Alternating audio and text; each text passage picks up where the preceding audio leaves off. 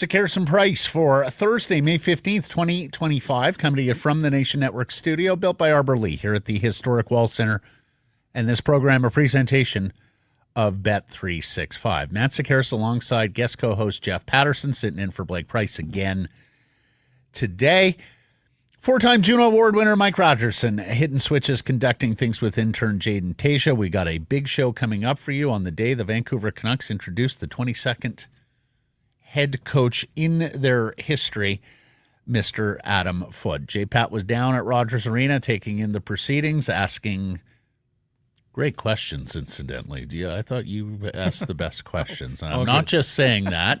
And Patrick Johnston is also in the house. He's joining next. He asked good questions, too. He asked very good questions, too. And Farhan went there. Very nice silver medal, Patrick. Yeah. Okay. No, a shout to Farhan, too. Right? Well, I mean, he rounded out the podium. Well, he went where we figured somebody might. Well, and somebody had to go. Yep. And I think there will be some who were struck by the non-answer that Patrick Allvin gave there and the answer that Adam Foote gave, which frankly I thought was one of his better answers. So we're asking on the Toyota Pacific Dealers poll question, did Adam Foote make a good impression? You can vote, first impression. You can vote yes, you can vote no. Do so at the Sekeres and Price X and YouTube channels. J-Pat, the floor is yours. What did you make at large? We'll get into the specifics. We'll dig into the details, but writ large, both gentlemen, but mostly Adam Foote. He's the new guy who we didn't hear talk a lot during his assistant days. Did Foote make a good impression for you? I thought I'm going to vote yes. I think it was fine. It was short on specifics, as you would expect. They're not playing a game until October, so he wasn't going to get the whiteboard out and give us all the details on the X's and O's. But I think he answered the questions that people wanted to hear him answer. I guess I was reminded in that room just the charisma that Rick Tocchet had and John Tortorella when he was here for his year and the way that they owned their media availabilities. Right. I didn't They were the boss. They controlled the room. And they knew they were the show too. Yeah. To some degree. I didn't quite get that sense. Adam Foote, he spoke like a hockey guy, and that's what he is and has been, and a very successful one. Look, he hasn't done a ton of media since his playing days. No. Junior hockey for a year, you're not getting heavily scrutinized, not a lot of microphones and cameras. Correct. He did a little bit when Rick Tocchet was away at Four Nations. The answers he gave were fine today. But it will be interesting to see how he handles the demands, the day-to-day rigors. Rick Tocchet was telling us about how he was going to eat elephants on his first day on the job. We didn't get any of that from Adam Foote today. He sounded to me like an assistant coach who was filling in for the press availability of a head coach that was away on international duty. And that, I don't mean that in a negative way or to be unfair, because what you just said is 100% accurate and understandable, that these are new waters for him and he's going to have to learn to navigate them. Frankly, I thought Adam Foote did a lot better than Patrick Allvin. Patrick Allvin sort of returned to the I don't have a great answer here. This media market's going to eat me alive guy we saw in the first year on the job.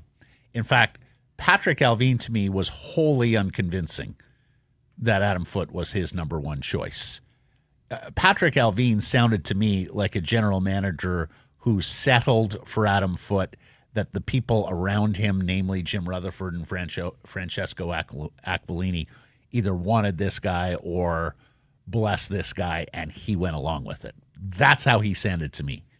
And I'm a guy that believes that Patrick Allvin has sort of grown into that side of his job, as you would expect. Well, But I would say the trade deadline day with the joke of Besser that didn't land. There was some backsliding that day. And again, here today, I would agree with you that not a command performance. Yeah, I didn't think Patrick Allvin was 100% truthful on trade deadline day.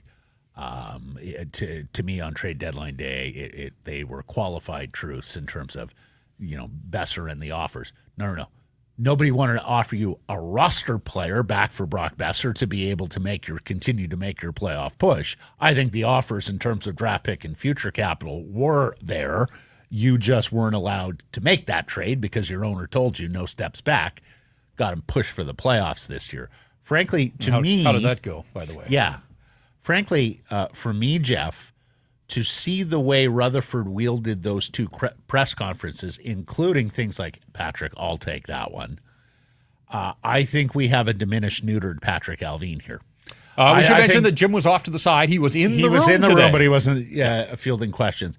To me, Jim Rutherford, if he did take a hand off the steering wheel, put the second hand back on the steering wheel at the conclusion of this horrible season for the Vancouver Canucks. And I think Patrick Allvin had his first experience with Aquilini ownership in terms of they're the boss, they call the shots at trade deadlines. So I think we're looking at a diminished figure here in Patrick Allvin amongst the Canucks ecosystem.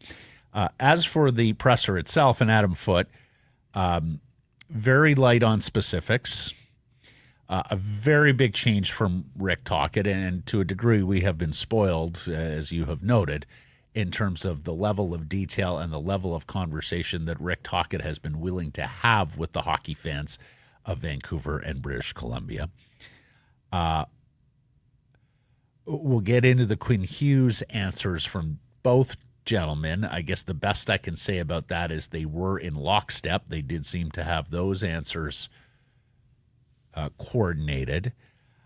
Look, he wasn't inspiring. Maybe that's too big of an ask for a new head coach in his first availability and a first-time NHL head coach. I thought there was one thing he could have done today, Jeff, that he didn't do that would have absolutely played beautifully with Canucks fans, and that would have been to draw a firm distinction between what had happened this past year on the offensive side of the game and the fact that had to change and that he was going to change it. He didn't need to consider Rick Tocchet's feelings when asked the question about, more goals and scoring, to be able to say something like, hey, last year was not good enough. Whatever we were doing was not working, particularly for Elias Pettersson. So we have to find ways to instill a different system or a different way of playing or, different options to be able to get the best out of the Elias. I think if he answers that question like that, that's your headline, Jeff. Yeah. And I think you make an outstanding first impression with Canucks fans. I think that's fair. I guess I would have liked to have heard him tease us a little bit by saying something along the lines of, I'm not Rick Tocchet. I've got some ideas here. He sort of said that. He said, I'm my own person and I have my own idea. We're going to get to that As clip. I said, he was short on specifics, and I didn't expect him to unveil his entire game plan. I get that. But yeah, I think there are some who think, hey, this is just a Rick Tocchet clone. This is a guy that's cut from the same cloth. They played the game and viewed the game the same way. I didn't, outside of saying I'm my own man, I didn't walk away from there feeling highly inspired that it's going to be fundamentally different here next season. And I say that not knowing the roster, and obviously it's a massive summer ahead. Yeah. I voted no because I thought there were a couple of sitters there that they missed. The offensive side and getting more out of Elias was one. Also, I didn't feel like there was enough deference to Quinn Hughes. I didn't feel like there was enough of an acknowledgement of how important he is and how, being Quinn's position coach for the last couple of years, hearing the laudatory endorsements that Quinn Hughes had provided to Adam Foote, I think they could have acknowledged, well, Our captain is a very important player to this franchise this year and beyond, and absolutely, yes. He said he had spoken to a few players and name-checked Quinn as one of them. But he said he didn't talk to him until today, right? Well, I think they made it pretty clear that Quinn wasn't steering this selection ship. I thought was one of my takeaways was Patrick Allvin tried to make it clear that Quinn wasn't the guy making the call. But do you believe that, Jeff? So, look, I understand it's a narrow channel that Patrick Allvin doesn't want to wholly emasculate himself and say, I wasn't making the call. It was our captain. I understand you can't say that, but I think they went fully to the other side of the equation of, Quinn wasn't involved. And I'm like, well, really, if that's the case, then you missed the exercise, gentlemen. Because Quinn Hughes' wants, needs, desires are the most important thing about this franchise. And who says that? Not only us, fans and media, but Jim Rutherford, your boss. But it cuts both ways, Matt, because it's a team game. And as much as Quinn means to this group, it can't be all about Quinn Hughes. And one of the knocks on Adam Foote, talking to people in Western Hockey League circles, was that he gave his own kids preferential treatment in his time in Kelowna. That was one of the knocks on him. Well, look, don't get me wrong. I understand it's about the whole team, but I thought they could have come equipped with an answer that both showed the deference to Hughes, understanding how special a player and how important a person he is in this organization, while also tying in the rest of the team. Instead, they gave more of the typical hockey answer, as you would say, right? No tall poppies, treating Quinn as though he is the same as every other player, when that's just not true, and everybody in that room knows it. I would have given the whole event, and it was, half an hour, a 6.5 out of 10. If you were hoping for a 10 out of 10, it wasn't. It wasn't in the ballpark. Again, I didn't walk out of that room feeling inspired that, the Vancouver Canucks are early favorites. Or have the right guy or anything like that. Yeah. But I'll give Adam Foote his opportunity, and we'll see what he does with it. But, there was sort of a C+y kind of press conference today. The 2025 Toyota BZ4X, 100% electric from the company Toyota that has been in the electric game from the jump. That spark of joy you get when you pass the gas station, knowing you never need to stop there because you're in the HOV lane, whether you're by yourself or with a group. That's what you get with the Toyota BZ4X. You're able to charge this vehicle overnight at home, and then you've got it the next day from the city to the slopes. It's packed with everything you want in SOV. The cargo capacity fits friends, family, pets, sports gear, handles all the terrain. And when you choose the BZ4X, you can get a $5,000 incentive, and now you can finance a 2025 BZ4X LE all-wheel drive from 0.99% APR for 36 months. Visit shoptoyota.ca, or even better, get to your local Pacific Toyota dealer and take it for a test drive. Our top story today brought to you by Yell the Dog Brewing, Neighborhood Brewing, Foolish Winery. Foote speaks, introduced as the 22nd head coach in Canucks history at the Rogers Arena press conference. As we've already discussed, the presser was light on specifics, but the areas that were directly addressed included Foote was not Quinn's call. Continuity was sought. Cal Foote's trial was not considered, and they're hiring 2 assistants, one on the offensive side of the puck, one on the defensive side of the puck. Okay, we just discussed it, Jeff. Let's play the clip. Patrick Allvin was asked about Quinn's input during this process. Here's what the Canucks general manager had to say. Well, I haven't even spoke to Quinn in this process either. I know Jim informed him when Rick was leaving, but again, it's not about one player. It's about the team here, and we want to build and continue to grow as a team, and Quinn is a big part of it. So obviously the trust and the relationship Adam has with Quinn, it's important for us to get off to a good start and continue to build. But again, Quinn was not involved in this process.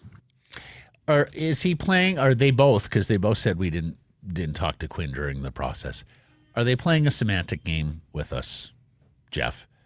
Did Jim Rutherford and or Francesco Aquilini consult Quinn Hughes, and Quinn fully endorsed Adam Foote, and then what a combination of those guys, or I guess Rutherford goes to Alvin and says, hey, look, the boss and I and Quinn Hughes are all aligned on Adam Foote.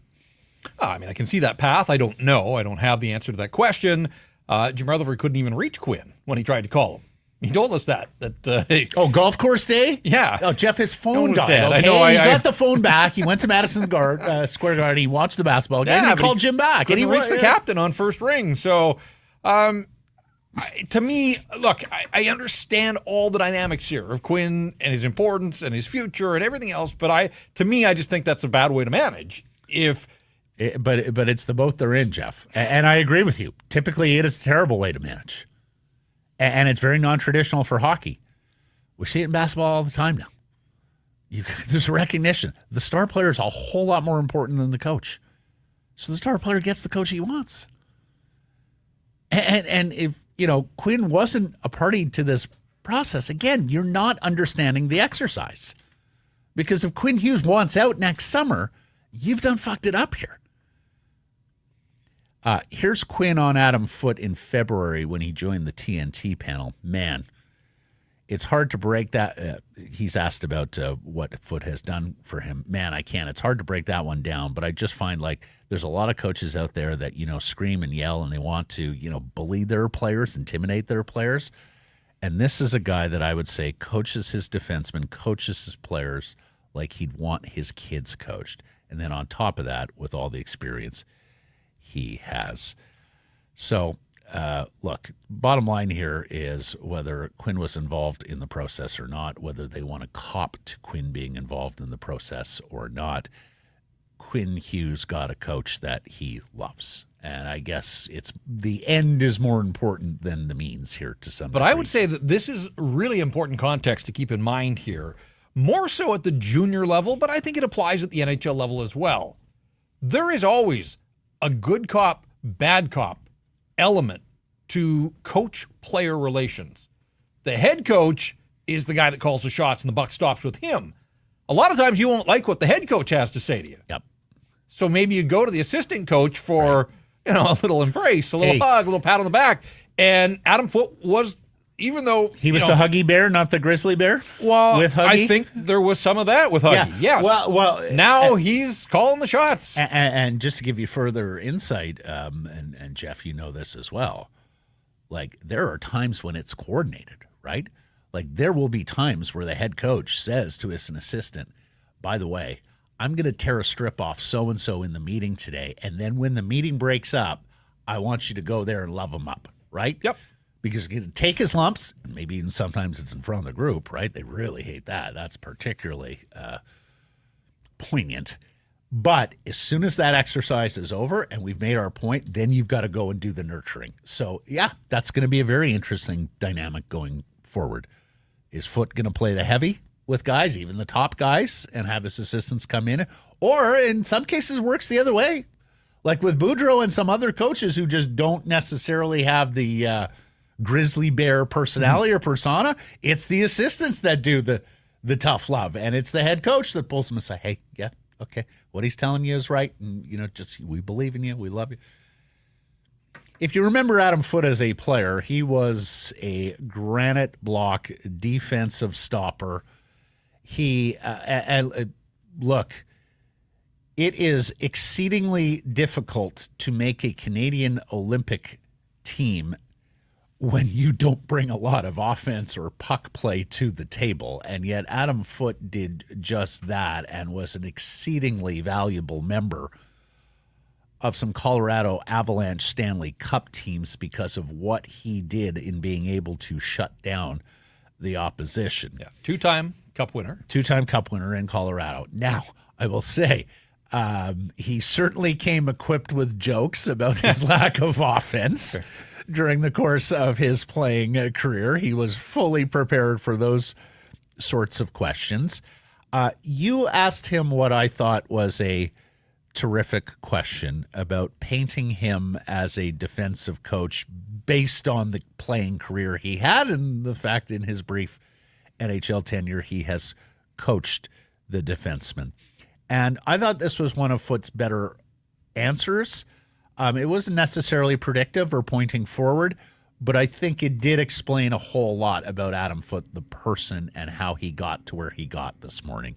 Here's Foote on whether or not he's a quote-unquote defensive coach. Offensive contributions.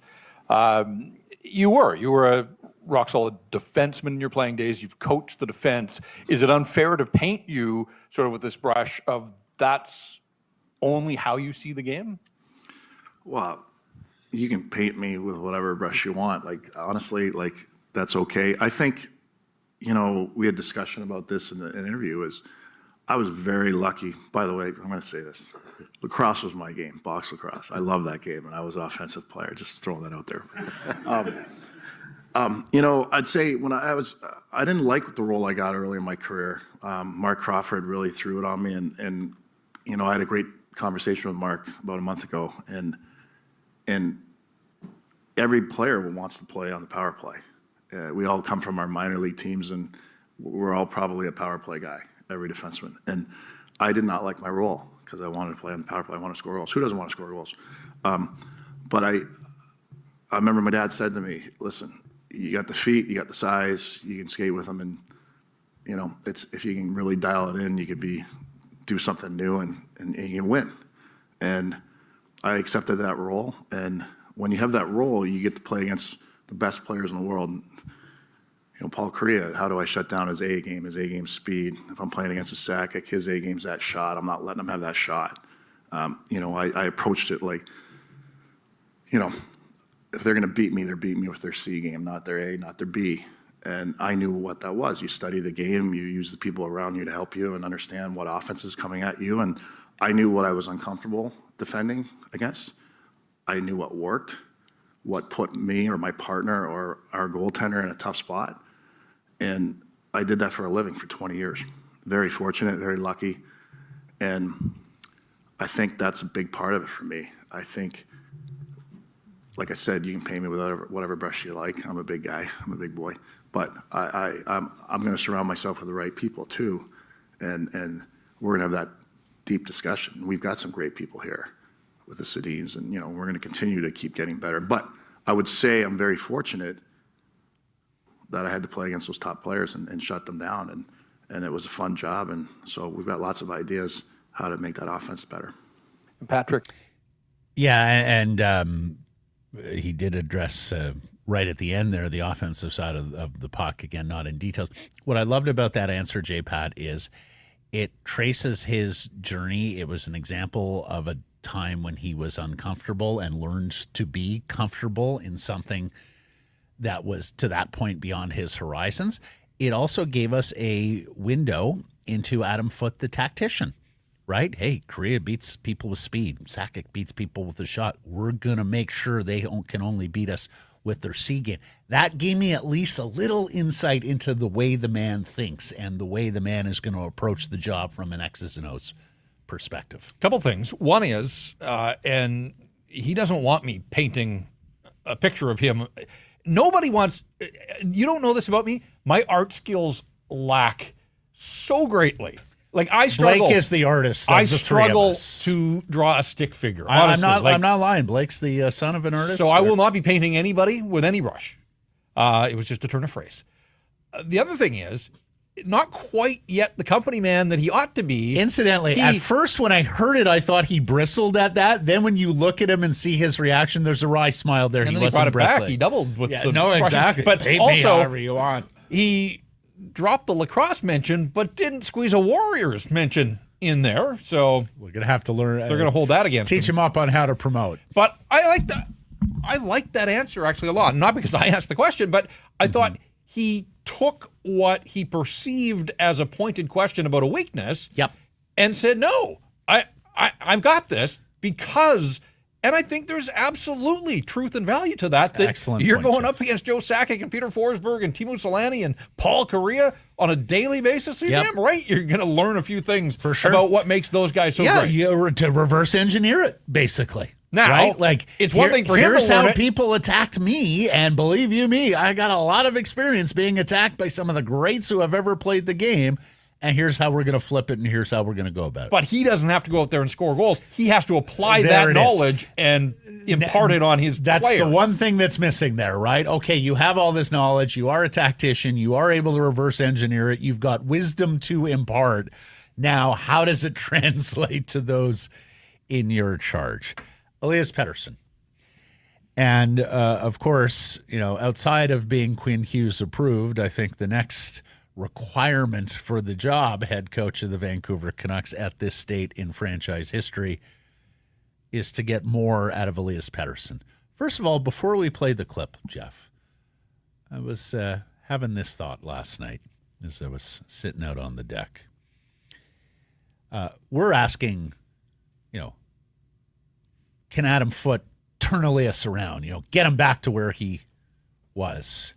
I'm going to flip that question on its head. Could Adam Foote possibly do worse than what Rick Tocchet did last year with Elias Pettersson? Like, honestly, can Elias Pettersson be worse than what he was last year? Oof, I don't even want to go there. No, honestly, I think the question is, how much can Adam Foote get out of Elias Pettersson? Not can he get him back? Because virtually anything should get Elias Pettersson scoring more than what we saw last year. Is that fair? Yeah, I think there's some of the good cop, bad cop that I mentioned. I don't know how that relationship is going to change or the dynamic, because even though Adam Foote worked with the defenseman, you would see before practice as they're just skating around, he'd be having conversations with forwards as well. I saw him interact with Elias Pettersson a fair bit. Again, he's doing that as the good cop assistant coach. Now the role has changed. And so he was here. He was on the job through the struggles. I said on the show yesterday, if he had the magic tonic, even as an assistant coach, to get through to Elias Pettersson, I assume that they would have turned to him and asked him to use it. And so I don't know how that changes just now that they've given him the head coaching job here, but it certainly is at the top of his list. Because without Elias Pettersson reverting to form... Oh, they're going nowhere. Yeah. I saw this yesterday on social, and I was sort of preparing myself to hear Adam Foote go down the same lane as Rick Tocchet has gone with Elias Pettersson. Ian McIntyre, and I guess IMAC wasn't there today. He's covering a different series in the Stanley Cup playoffs. But Ian McIntyre yesterday tweeted, and for those who think Rick Tocchet was too hard on Elias Pettersson, don't expect Adam Foote to be any less demanding or insistent on accountability. And I saw, and I read that, and I thought to myself, Ian's around the team. Man, is it possible he had two bad cops there? Is it possible that Adam Foote is even going to be tougher on practice habits and preparation and how to play the game and do so publicly than what Rick was?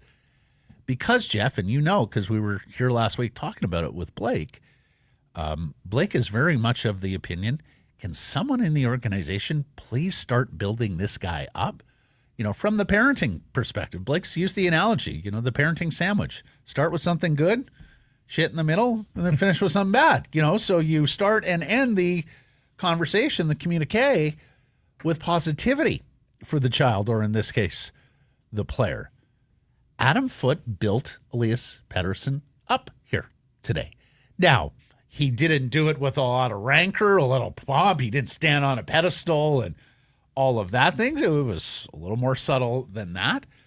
But there are many out there, Canucks fans, who have been waiting for somebody in club officialdom to build this guy up. And Adam Foote talked about how he wants to be great. He knows what he has to do to be great. He's got a great support network around him in Sweden. And then listen right at the end of the answer, because honestly, I thought this was the best sentence and the best phrase Adam Foote uttered today. Here's the new coach on his plans to support Elias. Yeah, Petey and I had some pretty good discussions this year, and I really think he wants it, and I really think he knows what he has to do, and he's going to dial in, and he's got a great group around him supporting him and being a team for him, and I'm going to make sure that I have that conversation with him, and we continue that relationship, and I support him. I think with PD, just for him moving forward, I think just that support for him will really get him in a good place, and we're going to make sure that he understands that we're there for him, and we'll do whatever it takes and have a great relationship. 3 times he used the word support. Make sure he understands that we're there for him, Jeff. Yeah, and he said, I think that was so important, and I think it probably behooves Adam, even though he's been there, to go to Elias and say, look, I'm the head coach now. Clean slate, man. Past is the past. Forget everything that Tocchet said. Forget every injury that Tocchet doubted. I am not Rick Tocchet. We're here to support you. And then he finished it by saying, and be a 100-point player, please. And run the power play. I didn't get the chance to ask. I wonder, Rick Tocchet had mentioned that among his summer plans was a trip to Sweden to visit and sit down with PD. I wonder if Do you think that's still on? Do you think that was a refundable ticket to Stockholm, Jeff? I'm guessing he bought the insurance there. You know where they give you the little check? Do you want to secure your ticket in case you can't go? Scratch out his name and put Adam Foote's name? $12 to secure the ticket. Yeah, I'll probably take that. I don't know what Tocchet's going to do this summer, but something tells me he won't wind up in PD's hometown. But I do wonder. I mean, wouldn't that be a great first sort of gesture from the new head coach? Stockholm's a pretty nice place. Well, especially in the summer, the World Championships are going on there right now. Well, I don't think he's going to race to the airport today to make it happen, but he's got all summer, and I do wonder if Rick Tocchet talked about making the rounds, and one of the trips he was going to make was overseas to sit with Elias Pettersson. So I wonder if that happens. But no, look, he also said PD's got a great group around him, which I thought was interesting because it wasn't that long ago we heard that maybe they the organization didn't love the group. Yeah. No, I know. As some of you know, and particularly our audience in the Okanagan, Adam Foote did not have a successful tenure as the head coach of the Kelowna Rockets. He was there for a season and a half. He was dismissed in the weeks before or months before Kelowna hosted a Memorial Cup with a couple handfuls of games left in the regular season. There was reports of feuding with everyone, opponents, local media, within the organization. There were reports of bad tidings, as you say, of giving his sons preferential treatment, of arrogance. Well, he was asked on several occasions about what he learned from the Kelowna experience. He acknowledged that he grew and that he wouldn't be here without it. But like a lot of answers today from Foote, it was a little lighter on specifics. Here's the new coach and what he learned in the dub with the Rockets. He did have behind the bench. Yeah, I've been lucky to coach at different levels, and Kelowna was a great experience. Things didn't work the way I would have liked to work, but I think I grew a lot from that. Bruce Hamilton gave me a great opportunity there.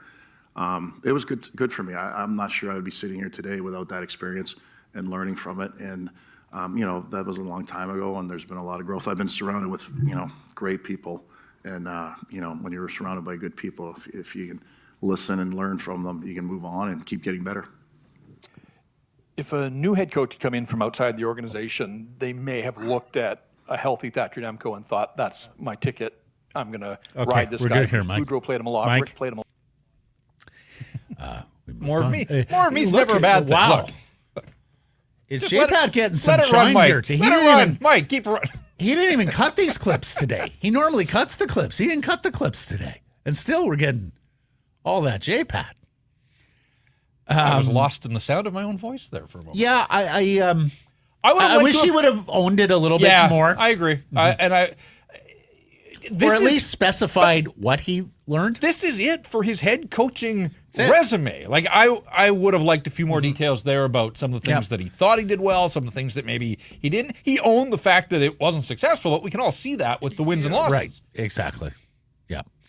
As for the rest of the press conference, Patrick Allvin opened up and with his opening statement, said they were looking for an up-and-coming coach and decided they wanted someone who knew the particulars, the group that they had. Again, I thought that was wholly unconvincing. To me, it sounded like a guy who was settling for a head coach, and perhaps they had to because the outside interest wasn't there from resumed or tenured candidates. But I just got the sense that this wasn't Patrick Allvin's guy and that he no longer had the authority to make the call, with Rutherford taking firmer grasp. And, of course, we know when the Canucks struggle, Francesco tends to insert himself into the proceedings as well. We're not going to play the clip, but I thought there was a somewhat charming story. I think he kicked it a little bit. Well, he was asked about – he wasn't even asked. In Adam Foote's introductory remarks, he mentioned Joe Sakic early, and I think that was calculated. He knew Burnaby Joe plays well in this market. And then he talked about the rivalry the Avalanche and the Canucks once had, and of course, Bertuzzi more. But beyond that, even earlier than that, he talked about coming in and pounding on Vancouver most nights, which I thought was an interesting way to get on board alongside the new faithful. But he wasn't done there, and good thing, because the story moved into a moment he had here in town with hockey fans after being a part of that 2002 Olympic gold medal team at the Salt Lake City Games for Canada. And he said he got thanked by fans here in Vancouver, and that changed his perspective on the city. And he looked at it differently. He looked at playing here differently, and he said that made him understand, or deepen his understanding, about how much hockey meant in a Canadian market. So I thought he salvaged opening remarks pretty well after what I thought was a bit of a tough start, although maybe that's just the competitor on him. He's still thinking about all those dubs here. I remember when we used to come in here and kick your ass. I found it a little odd, just like it felt like he was trying to sell himself to Vancouver, but he's been here for 2.5 years. Yeah, but, so that part we barely knew him, Jeff. I mean, he hasn't spoken much. He hasn't had much of a public profile. Foote agreed that an experienced hand as an assistant would be ideal when asked about, are you going to hire a former head coach to join your bench and be amongst the assistants? He said it wasn't necessary. Both him and Allvin said they are going to hire an offensive coach and a defensive coach. Foote mentioned, you kind of like to still run the D, but that's not how it works. Boy, if you're coming in as the defensive coach, no, you got a guy who's going to get his fingers in the pie there. If things are going wrong. There was an ode to Rick Tocchet at one point, saying he wouldn't be here without Tocchet. He acknowledged that a little bit of a window here, that Tocchet allowed his strong personality to have voice here as an assistant over the last 2 years. I thought it was revealing that he said he wasn't sure he wanted to be a head coach, but also revealing that Allvin went to him a year ago and asked about career aspirations. It does kind of get the wheels turning in the mind a little bit. I mean, was it just a casual conversation, or was there a hint then that they were going to be in the market for a head coach? I think Rick had consistently messaged Miller over Pettersson. I wonder if that's what brought that conversation about last year. He wouldn't get into details about how he plans to turn things around, but he did say he is his own person, that he has ideas. They're going to start installing them. It's early days there. He was also thin on specifics with regards to the similarities or differences between what he is going to instill as a system and what Rick Tocchet was doing. He mentioned he's already spoken with some players and that he's going to keep tabs on their summers and how it's going. And then we get to, as you mentioned, Farhan drew the short straw to pose the question about the ongoing trial of Cal Foote, Adam's son, and 4 other former Canadian World Junior hockey players in the sexual assault trial that's underway now in a London Superior Court. And we're now getting more from the player side of things. The accuser has taken the stand. We're now hearing more about the players' text messages, how they went about trying to clean up the situation after the fact. We anticipate that players are going to testify next week. And look, as we mentioned yesterday, I mean, it is it is uncomfortable. The sexual assault trials are really, really ugly and uncomfortable places to be and material to read or hear. Patrick Allvin, in a very brief and uncomfortable answer, said the trial of Cal Foote did not enter into his consideration because Cal and Adam are different people. Of course they are. I would have thought the more senior member on the panel there would have addressed it a little fuller, because Farhan did ask the question about associating the Canucks brand with a trial that's ongoing. Who knows what next week who knows what next week brings there in that courtroom? Who knows what the verdict is here and the fallout? And you're going to have a head coach whose son is one of the particulars, at least for next week.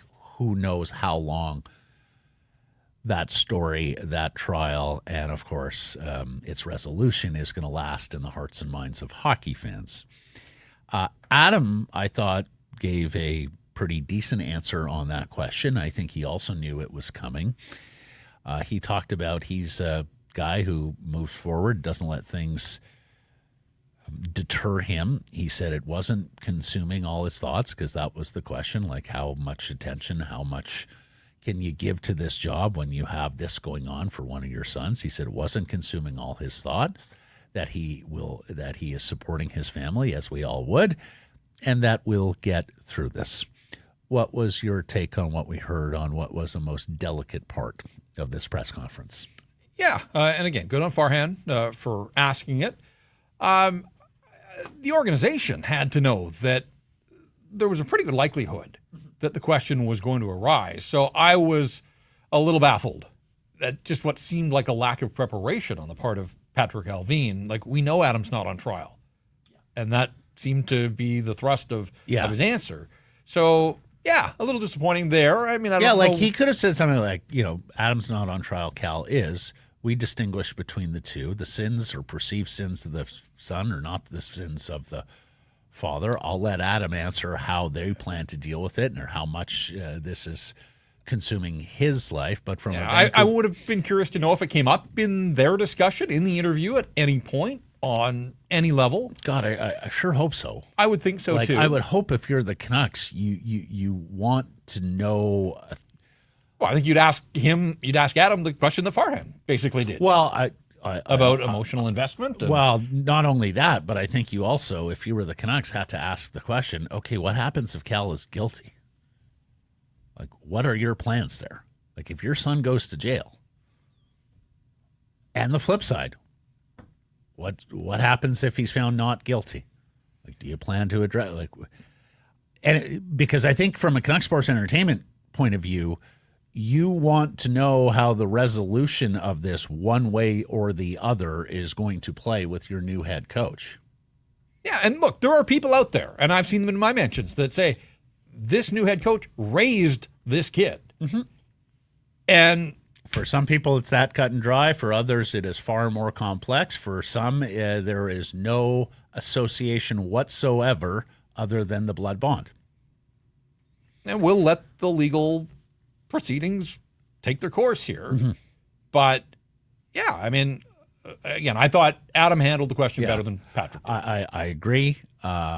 We mentioned it yesterday, but there is also a world where the first we see of Adam Foote after being introduced as Canucks head coach is in a London courtroom, sitting on the side of one of the defendants.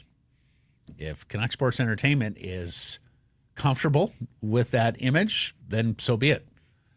Some of their fans won't be. And I wonder, too, about the timing of the press conference today to get out in front and distance from the verdict that's going to come down here in the next handful of weeks. Yeah. We're going to talk a little bit more about Foote and Rick Tocchet, of course, who has a new job with the Philadelphia Flyers here in a moment. Yellow Dog Brewing has released their very first large format 15-pack, the Rescue Lager. And I had a Rescue Lager, and that Bailey last night at the Seas game. Every sip of this crisp and refreshing brew contributes to Yellow Dog's partnership with the BC SPCA. And together, we're all going to help give every animal the chance that they deserve. Cheers to Rescue Lager, and cheers to Melinda Coghill of Yellow Dog, who does such great work with the BC SPCA and caring for animals. Nick Kypreos said on his program yesterday, Jeff, that Foote likely comes in making an entry-level NHL head coaching salary of about $1.2 to $1.4 million, which I can completely understand. I do wonder how important that was to Canucks ownership. They were going to pay for Rick Tocchet. They weren't paying for anybody else. Fair? And yeah, it's fair, but it's also pretty remarkable when you think of CEO salaries in the business world, and this is an NHL head coach charged with running a bench and overseeing an operation of 20 players on a nightly basis. A $2 billion company and the players a $100 million player payroll. Yeah, and the coach is making 1.4. So yeah, interesting. Tocchet did his opening press conference in Philadelphia, says he's always been a Flyer at heart. Kypreos again here saying that Rick Tocchet knew for some time Vancouver was not going to match the financial compensation available to him elsewhere. We also know that Rick Tocchet is very close with Keith Jones and Daniel Briere, the Flyers Brain Trust, not to mention beloved in the city of brotherly love. So new beginnings for Rick Tocchet. He leaves this organization behind, but his coaching tree continues here with Adam Foote. And I don't know if you saw my tweet yesterday, but I was just, the wheels in my mind were spinning, and I was thinking, well, Torts was there, and of course AV was there not that long ago. There's two more there. This is 5 straight Philadelphia coaches. Bradshaw and Mikey, they count, but they're on their staff, though, at the very least. Yeah. But 5 guys with connections to the, like, we used to hear about. So congratulations, Adam. You're the next head coach of the Philadelphia Flyers. But there's also, we used to always hear about the Detroit model. Everybody wanted I've never heard of the Canucks model. Yeah, no, Philadelphia. They want that Canucks model. Abbey Canucks host Colorado. Game 1 of their third round HL playoff Calder Cup playoff series tomorrow at Abbey Center. Colorado finished first in the division this year, but Abbotsford was 6-2 against Colorado this year. Other than that, all of the stats here favor Colorado. They had a better record. The home record, 26-6-2 this year for Colorado. So it's going to be tough for Abbotsford once we get into Game 3 through potentially Game 5, and it is a best of 5. Colorado had 9 more goals, 19 fewer goals allowed. They were better on the power play and better on the penalty kill. So Manny Malhotra's Chargers are up against it, against one of the best teams in the AHL. Yeah, Colorado was the highest scoring team in the American Hockey League, so that's going to be the big challenge. I throw out the name Jacob McDonald. Journeyman, I think he's 32 years old. He led the American Hockey League in goals by defensemen with 31 this season. No other AHL defenseman had more than 18 goals, and this guy had 31. So he's played 100 games in the NHL for a bunch of teams. Not a distinguished career, but clearly the Abbotsford Canucks better have a game plan for keeping Jacob McDonald in check, because 31 goals from the defense position, like we all raved about Cale Makar's season in the NHL. Anyways, that's going to be one of the challenges. But, I'm sure the players are all chomping. It's been a week, so get it on Friday night, Game 1 of that series. Stanley Cup playoffs, where Florida destroys Toronto 6-1 to put the Leafs on the brink of elimination, heading back to South Florida. Edmonton dispatching Vegas in 5 games. Not often you get a thrilling 1-0 overtime game, but we saw just that last night in Sin City. Jeff, you're going to have to, my screen here says Stuart Skinner with back-to-back shutouts. Can we get confirmation on that? I can't believe my eyes. Rob Williams had the tweet that he was 2-2 in the series with a goals against average like way up over 3 and a save percentage in the mid-8s. In the first round against LA. No, in this, remember, didn't he get the... Well, 2-2 it was 5-game series. Right, because Pickard started the series. Yes. Yeah, so I'm saying that his numbers weren't great because earlier in the series, he wasn't particularly good, but they found a way, and he came around at the end, ultimately. Look, Vegas, this was this deep, loaded team, balanced, that was their key. Thomas Hertl didn't have a point in this series. Oh, boy. That acquisition has not worked out particularly well. Pavel Dorofeyev, who led them in goals, didn't score a goal in this series. Yeah, and he's been hurt. And, of course, Mark Stone wasn't there last night. Barbashev didn't have they're top and guys. McNabb and Pietrangelo were playing through things. Their mobility was hampered. Hey, I am shedding not a single tear. I hear am you. ABV. I hear you. And that even includes EDM. What a story, Kasperi Kapanen. His first goal in 33 games or nearly 4 months. He gets the winner. I had Peter Klima redux there, Jeff, minus a couple of overtime periods. Yeah, Vasily Podkolzin playing a role in that. Oilers history, Peter Klima sat on a bench for the better part of 4 hours and then gets a shift in like double, triple overtime and scores an important goal for them. Yeah. And then there's this on the Leaf side of things, this from Sean Cuthbert. They are one loss away from John Tavares going his entire 7-year contract to bolt the island for Toronto without even once matching the Islanders' playoff success through that span. The Islanders have played in an Eastern Conference final after losing Tavares for nothing. The Leafs are one loss away from not playing in an Eastern Conference final during the entirety of Tavares's, we'll say, tenure to date, because I would not be surprised if John Tavares re-signs in Toronto with a hometown discount. Just wild reaction in Toronto, and I get it. I understand. At home, to get absolutely ass-kicked the way that they did, the late goal. Oh, my God. But, it was a 6-0 hockey game. Core 4 there. Yeah. The heat is on. Now they have to win 2 in a row, and they have not won a Game 7 in 21 years. They have lost 4 consecutive Game 7s. Much of this core participated in some of those losses. And I just hope we get a win tonight from Winnipeg, or if need be, Washington, so we have a Game 6 to discuss in one of those series, Jeff, because 5-game series meekly into the night, 3 out of the 4 in the Stanley Cup playoffs with the Leafs up against it, that would not exactly be a banner second I keep round. forgetting that Washington and Carolina are even No, they are. They are. There's like 40,000 people who care. 20,000 in the building in Washington, 20,000 in the building in Carolina. All right, let's get to our menu. It's brought to you by Greta. Greta, fantastic spot for all the games, home and away, pregame, postgame, your steps from the arena and stadium. They have an outstanding arcade to keep you occupied during the intermissions or half times. They have the awesome street food menu, the decadent poutine, and they have weekly drink specials. Greta, 50 West Cordova. Let the games begin. Now, you've had a busy day here, so you're going to skedaddle. Thank you. You are going to join later in the program as we go over the final segment, including the Whitecaps going into Austin over the course of the weekend. We got the PGA Championship underway. We have the NFL schedule out. The Lions have made some cuts. We have Giannis rumors in Toronto. So lots going on in the world of sports. Jeff is going to join later in the program for all of that. Jeff Merrick later in the program as well, as we discuss Adam Foote and some candidates maybe to be on the bench there and serve as that guiding veteran, head coaching experience, previously assistant for Adam Foote. So Jeff's going to join a little bit later. And Patrick Johnston of the Province is coming up next. And he's going to be here in studio live as well. All of that is coming up.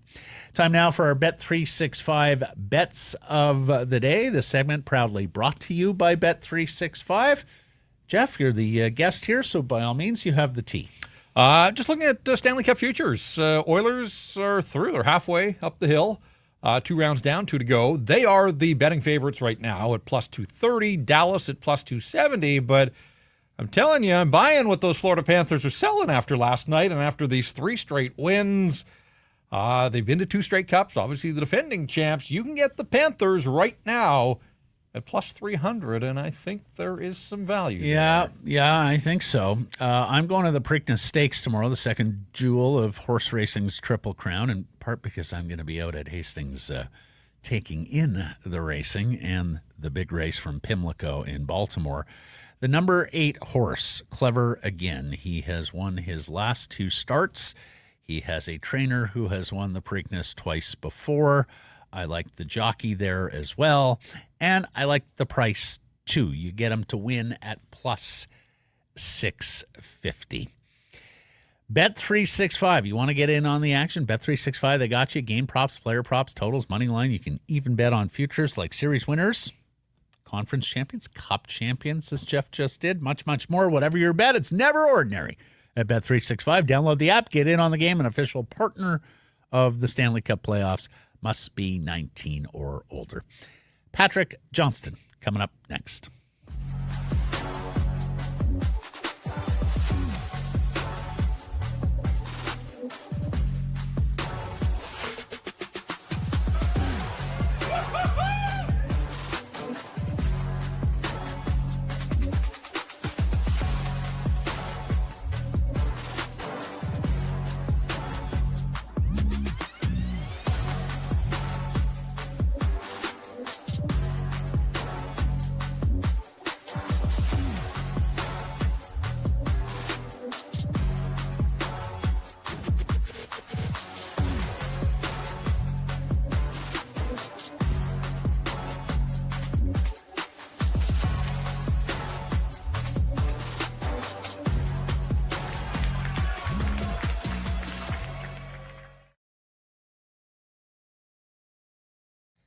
Sekeres and Price back with you from the historic Wall Center. And our next guest is a presentation of Bogey Juice. I don't believe he golfs, but if he did, he would need a lot of Bogey Juice because it's a very hard game. The other thing being, you golf, but we know you're going to make more bogeys than you make birdies. So why not load up on some Bogey Juice? The ginger, apple, vodka all coming together. You can get them in the single shots. You can get it in the big bottle, as you see behind my shoulder here, green, and have it the next time you are out on the golf course to make every bogey, and not just birdie, a celebration. You can find it at bogeyjuice.com. Promo code SP15 for 15% off. Patrick Johnston covers the Canucks for the Province and Post Media. He is kind enough that he came in today to join live in studio. So, first of all, and we'll get his mic turned on, you've been sitting here on our couch, Coop's Couch, named for our late listener, the great Ian Cooper, typing away. Yes. What are you typing? Oh, just my column. You know, yeah, I got a file on this. Give me the Can preview. Adam Foote fix this team? Okay. Which was basically my question. Is there a conclusion or is it open-ended? It's very open-ended. Yeah. Because it's, in the end, the main question is Elias Pettersson, the same thing it always is. Yeah. And finding a couple more forwards. Mm-hmm. Which is not Adam Foote's responsibility, the second part of that. No, and also what Jeff was touching on, how much has he grown as a head coach? Yeah. Which was, something he and I both sort of pressed the coach on. And listen, Rick Tocchet was a huge fan of his. He thought he'd come a long way. Mm-hmm. But he was also the assistant coach. Yeah. He was the guy helping to run practices. But managing people and managing your staff and having the overall vision, that is a different thing. Let me play devil's advocate here, and I don't mean to be cynical here, everybody, but I do think these are important questions that have to be asked. You say Rick Tocchet has felt he has come a long way as an assistant coach. That's great. Yeah, that's what I mean. But the NHL is not a development league. No. This is not where you learn to be a head coach. No. Was there any other franchise out there that would have considered Adam Foote as a head coach? I think that's a great question. I'm not sure there is. Not right now. I mean, yeah. Listen, we looked at, Greg Cronin in Anaheim didn't do great, but he at least had experience as being a head coach before, right? Like the idea of the up-and-coming coach, I don't think Adam Foote is in the up-and-coming coach. Manny Malhotra, Marco Alvin Sturm. called him that. I guess, but, I don't think of him. He was not a coaching prospect league, writ large league wide. No. So and that's where I'm at. Listen, I want to believe that he's learned from his experience in Kelowna, and I asked him about that. He referenced it. He didn't give any specifics. Yeah, I thought that was a miss. I thought if he had identified something, given us an example from Kelowna that he would do differently, that would have played very well. Yeah. Particularly with Canucks fans in the Okanagan and Rockets fans who were more familiar with that story. Because clearly, I mean, I went back and looked at a few other things. You know, his first season really, 2023-24. You know, I wrote a story in December there talking about.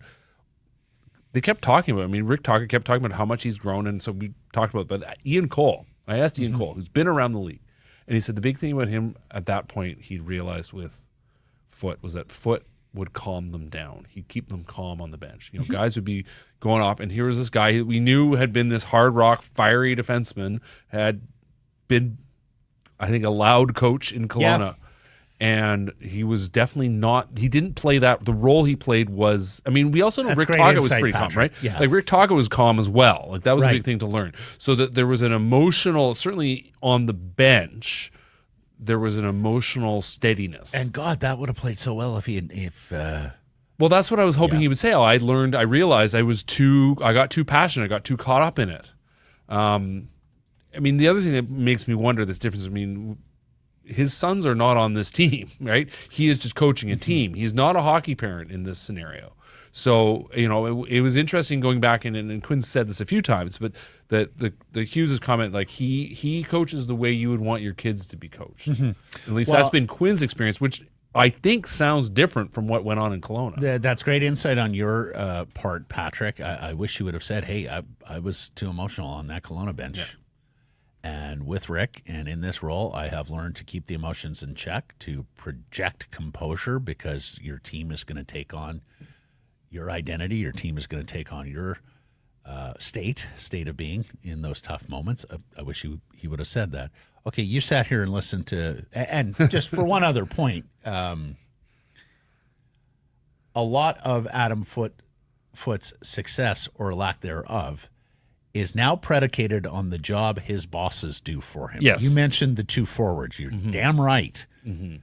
Now it's up to Patrick Calvin and Jim Rutherford to go out and get that second line or top two center by free agency, by trade. They think it's going to be by trade, and get at least one, if not two more scoring forwards, because, you know, and Blake and I have had the debate, because Blake continues to want to pin the tail on the Tocchet system, which bears some responsibility, don't get me wrong, but you can't make chicken salad out of chicken shit, and they did not have the horses this year to score goals. So, all that said, you sat here and listened to Jeff and I discuss this press conference, discuss this new head coach for the last 45 minutes.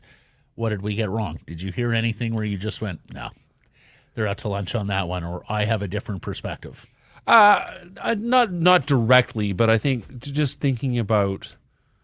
I mean, you guys brought up the Alvin answer on on the Foote trial question, which is going to be around for a while.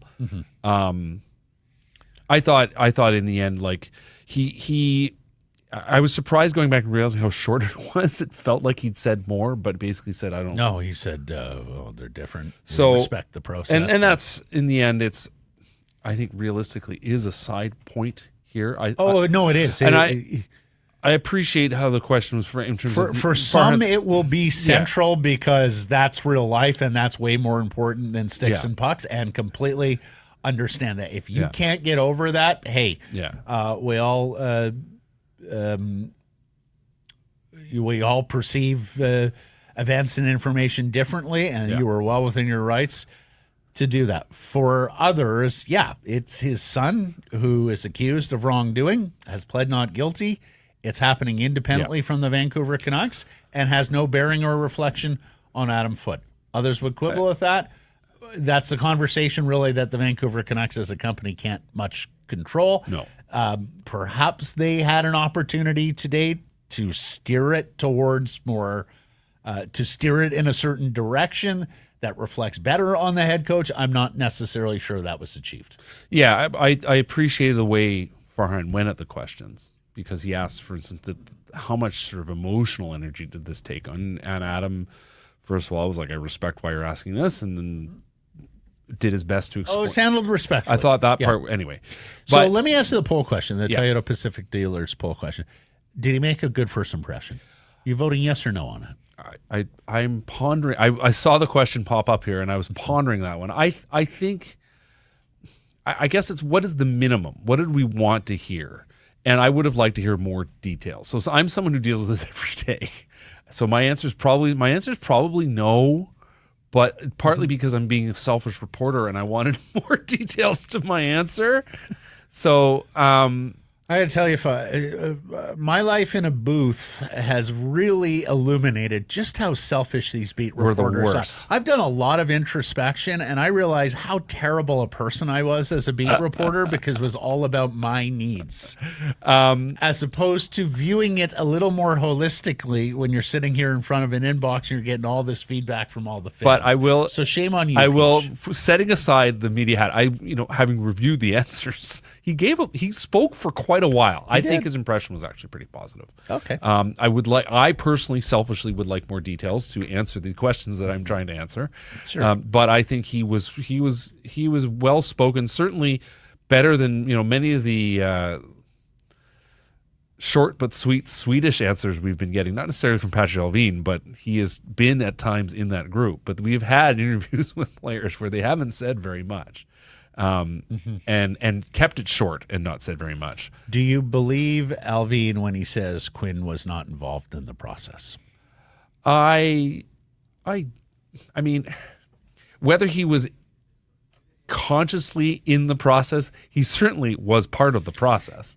Do you believe that Quinn just said what he had to say about Adam Foote, both publicly, which we've seen, but also in the exit meeting, left it at that? And they know. The guys looked around and went, "He's Quinn's guy. We really ought to hire Quinn's guy." They know, and I think that is a huge part of this. I mean, if you go from the viewpoint, which was the worst case scenario that Jim Rutherford brought up himself, that there are 2 years left on his contract, and maybe he wants to go play with his brothers, and maybe that's not here, then you have to think, what happens if we bring a new coach in?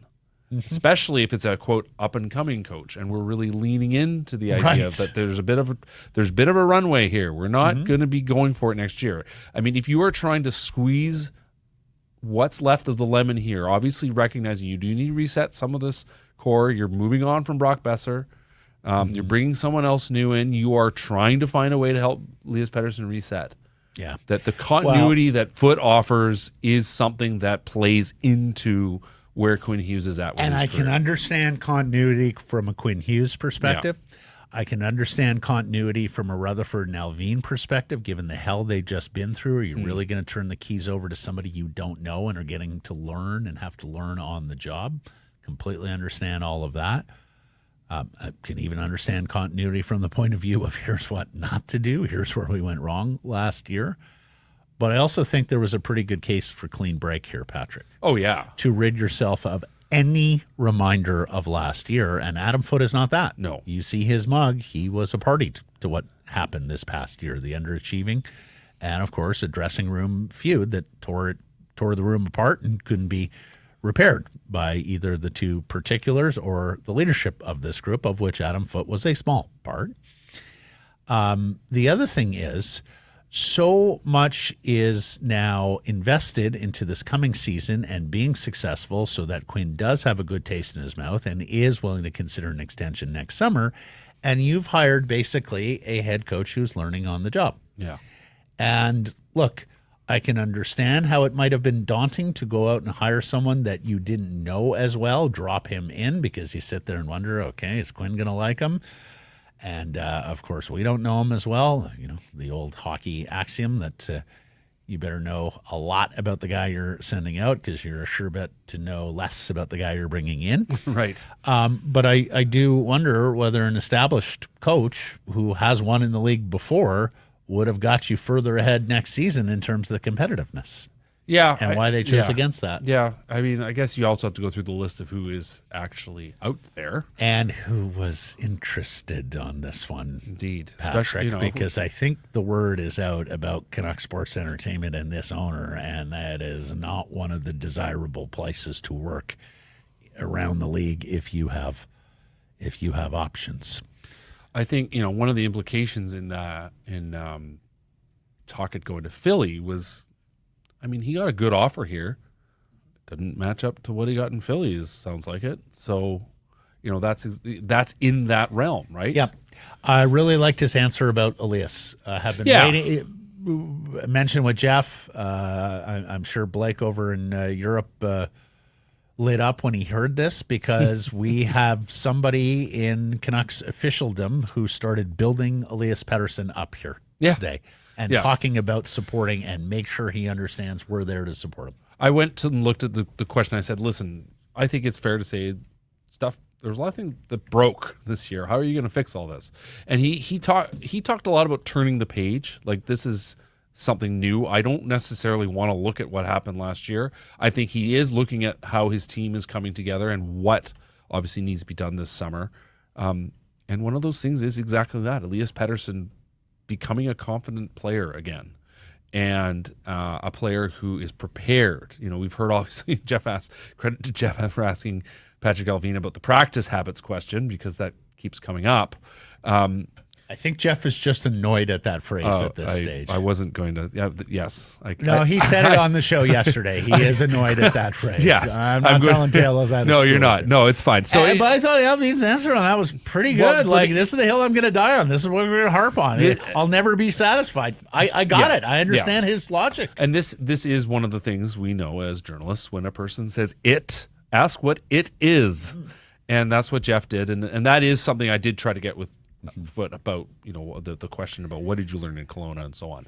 Anyway, but with Pettersson, I suppose if I had asked another question, it would have been, okay, how are you going to connect with him? How do you know that he wants this? You said he wants this. A lot of people said, I think he wants this. How do you know he wants this? I mean, I think he wants this because of how he's been and what he's told me in the past. But connecting with him is everything, indeed. And listen, Blake's point, I think, is fair. You build the guy up. They've done everything to tear him down. There's nowhere else to go. They're on the ground. Let's rebuild the house of Pettersson. Short story here. First of all, are you familiar with the old tale about the fourth-year psychology final exam, and the students walk in, and they open the exam paper, and the question, there's just one. Yeah. Why? Oh, boy. And why not? That's it. The legend has it. If you answer why not and don't expand any further, that's 75% minimum. And if you expand, I once was in a Super Bowl press conference, Super Bowl 38, Houston, Texas, Carolina versus New England. John Fox, the head coach of the Carolina Panthers at the time, who loved the Todd Bertuzzi phrase, "It is what it is." Yeah. That's when that phrase was really hot. Like, every coach player was using it in every sport. 2002. And a guy gets up at the end of the week after hearing Fox say is what it is, I don't know how many times, and says, "Coach, we've learned this week that you're a really big fan of cliches, and particularly the phrase, 'it is what it is.' Can I ask you a question about your usage of that phrase?" And Fox says, "Yeah, go ahead." And he says, "What is it?" And Fox just sat there. I've never seen a guy look dumber, Patrick. Like, he's just like, I don't understand. Like, you could see the wheels in motion in terms of, he's actually asking me to identify a subject. Yeah. I wasn't prepared for that. Okay, we move on. So you liked his answer on Elias? Yeah, I thought. Yeah, I've come around to the Blake position, I guess. Did he dispel any notion that his system is going to be just the same as Rick Tocchet's system? He said he had his own ideas. Yeah. He's his own person, but he didn't really expand. I thought there were two.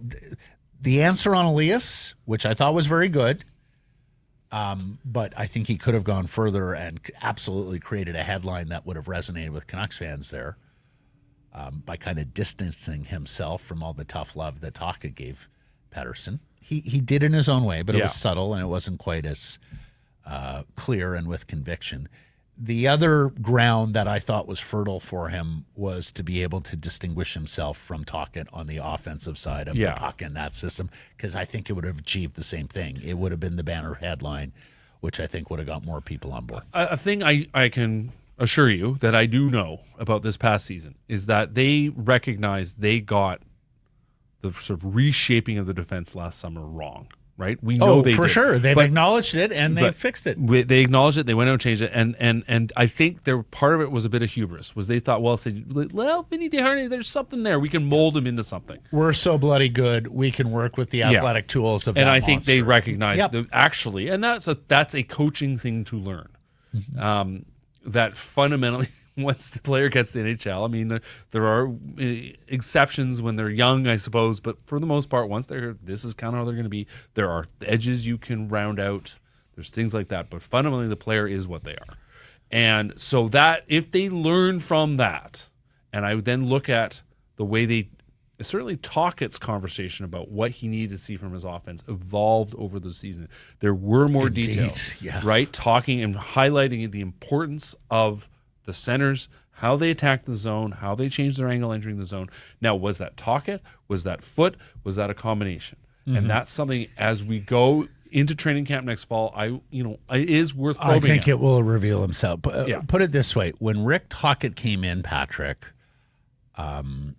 and have to say there was a bigger book on Tocchet as a head coach, obviously, than Adam Foote. Yes, I was kind of waiting for the first old school shoe to drop, and then I kept waiting, and then I kept waiting, and I kept waiting, and Blake used to say it all the time.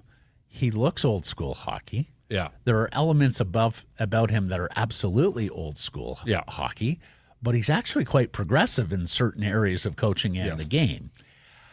I'm less convinced that Adam Foote is more progressive, right? That there are more progressive elements, but I also introspectively, maybe I'm just judging the book by the cover here, and maybe I'm judging from the lack of details we got today. Certainly, one of the things, again, going back to the conversation I had with Tocchet, especially that first season about Adam Foote, was one of the reasons why. I mean, Tocchet brought him in was that he appreciated the way their conversations went.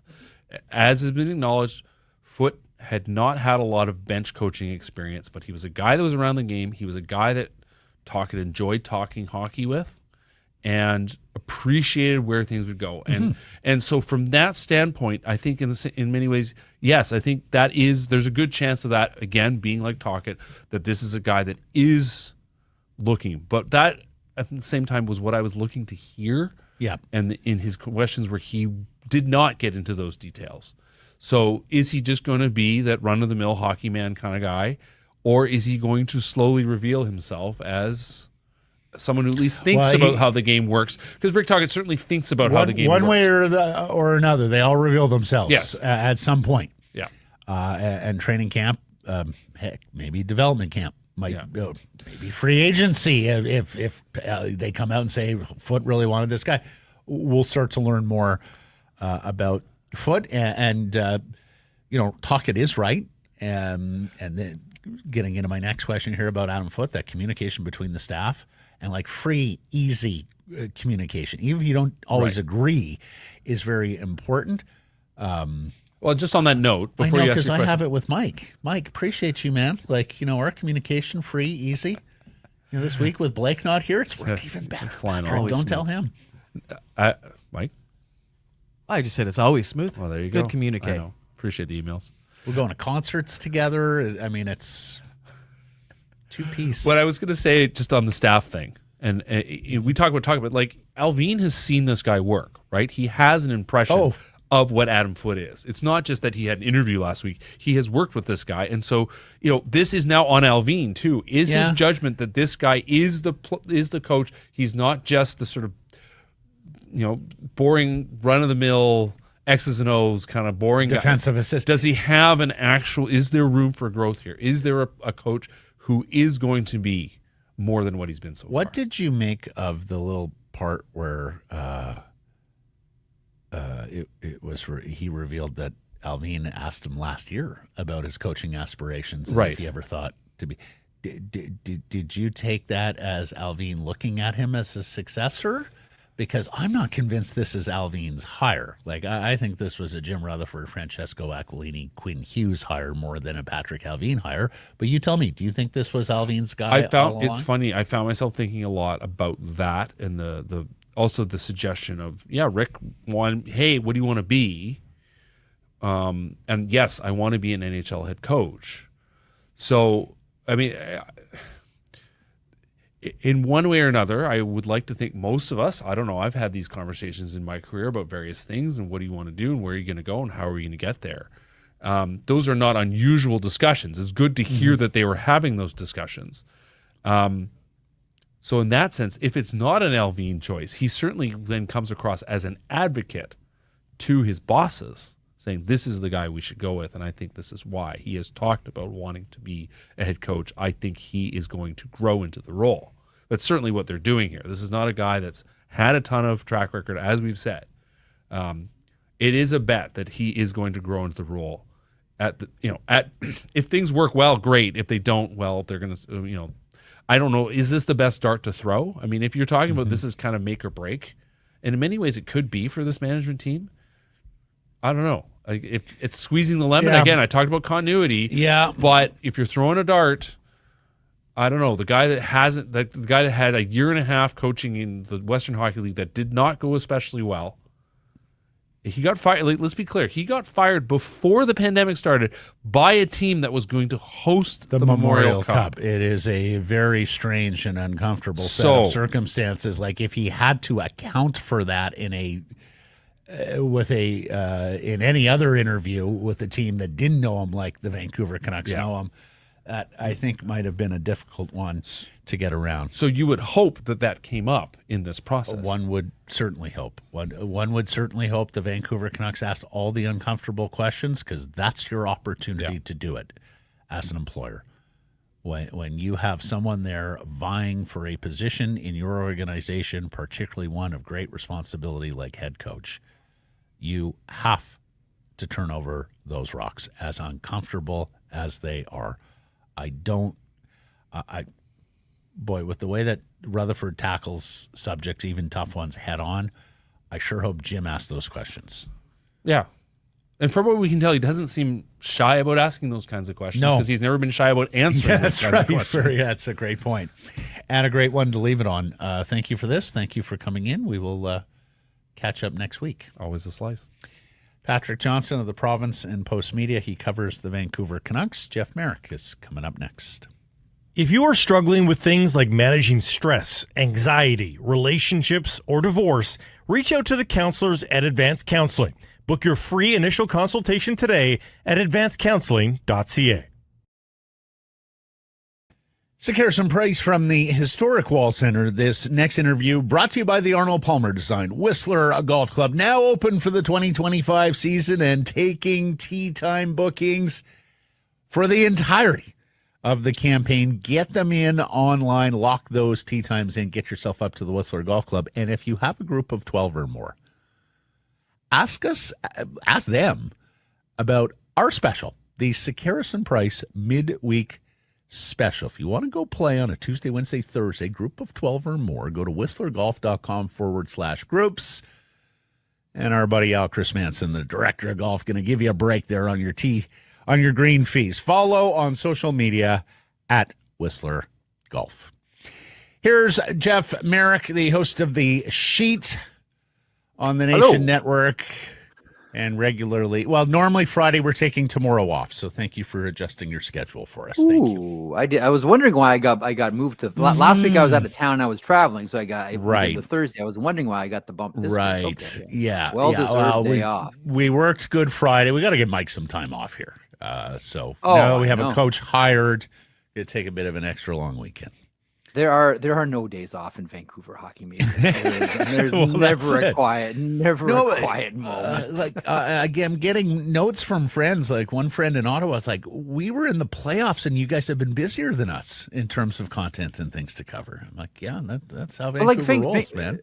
Vancouver is one of those markets. I mean, Toronto's the same way. Is there too much information out there about the Vancouver Canucks? Yes, and that's exactly what Vancouver Canucks fans want. Just like Toronto Maple Leafs fans and Montreal Canadiens fans. Like, how many times have you heard? Like, I want my MTV. It's the old saying in television. Montreal, Toronto, Vancouver. They want all the information. Give me my MTV. I want all the information about those three. Yeah. Is there too much information out there about the Vancouver Canucks? Yes. What do we do now?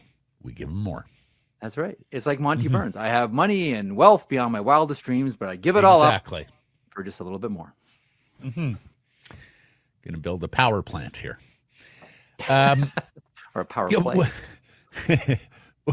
Yeah, that would be helpful. It was not very good last year. No. What do you make of Adam Foote? It very much seemed to me, as an outsider, you're right there in the market. Like they got down to their, as one person who did have an interview with Vancouver told me, they got down to their internal candidates really quickly here. That they drilled down to Foote and Malhotra. And the one message that it seems to at least send to me is what they're trying to do is double down on a strength and really make that the accent of this team. This is, Adam Foote, and I'm sure you've heard me go on and on before about how the Hockey Hall of Fame doesn't have enough defensive defensemen in it, and Adam Foote belongs in the Hockey Hall of Fame, but that's a conversation for another day. He's done a really nice job with that blue line. Jim Rutherford, as he mentioned to Stephen Brunt in the most recent interview, happy with the goaltending. It seems as if what this does is sort of cement the message that the accent right now, as they try to sort out their forward group, is to lean into the strength, and that is the blue line. So probably should come as no surprise. Yeah, and Quinn Hughes likes them. And Quinn Hughes likes them. Like we've talked about Operation Keep Quinn. Quinn likes him. I don't think we can disqualify that. Yeah, there were a couple of very full-throated endorsements from Quinn Hughes about Adam Foote during this past campaign.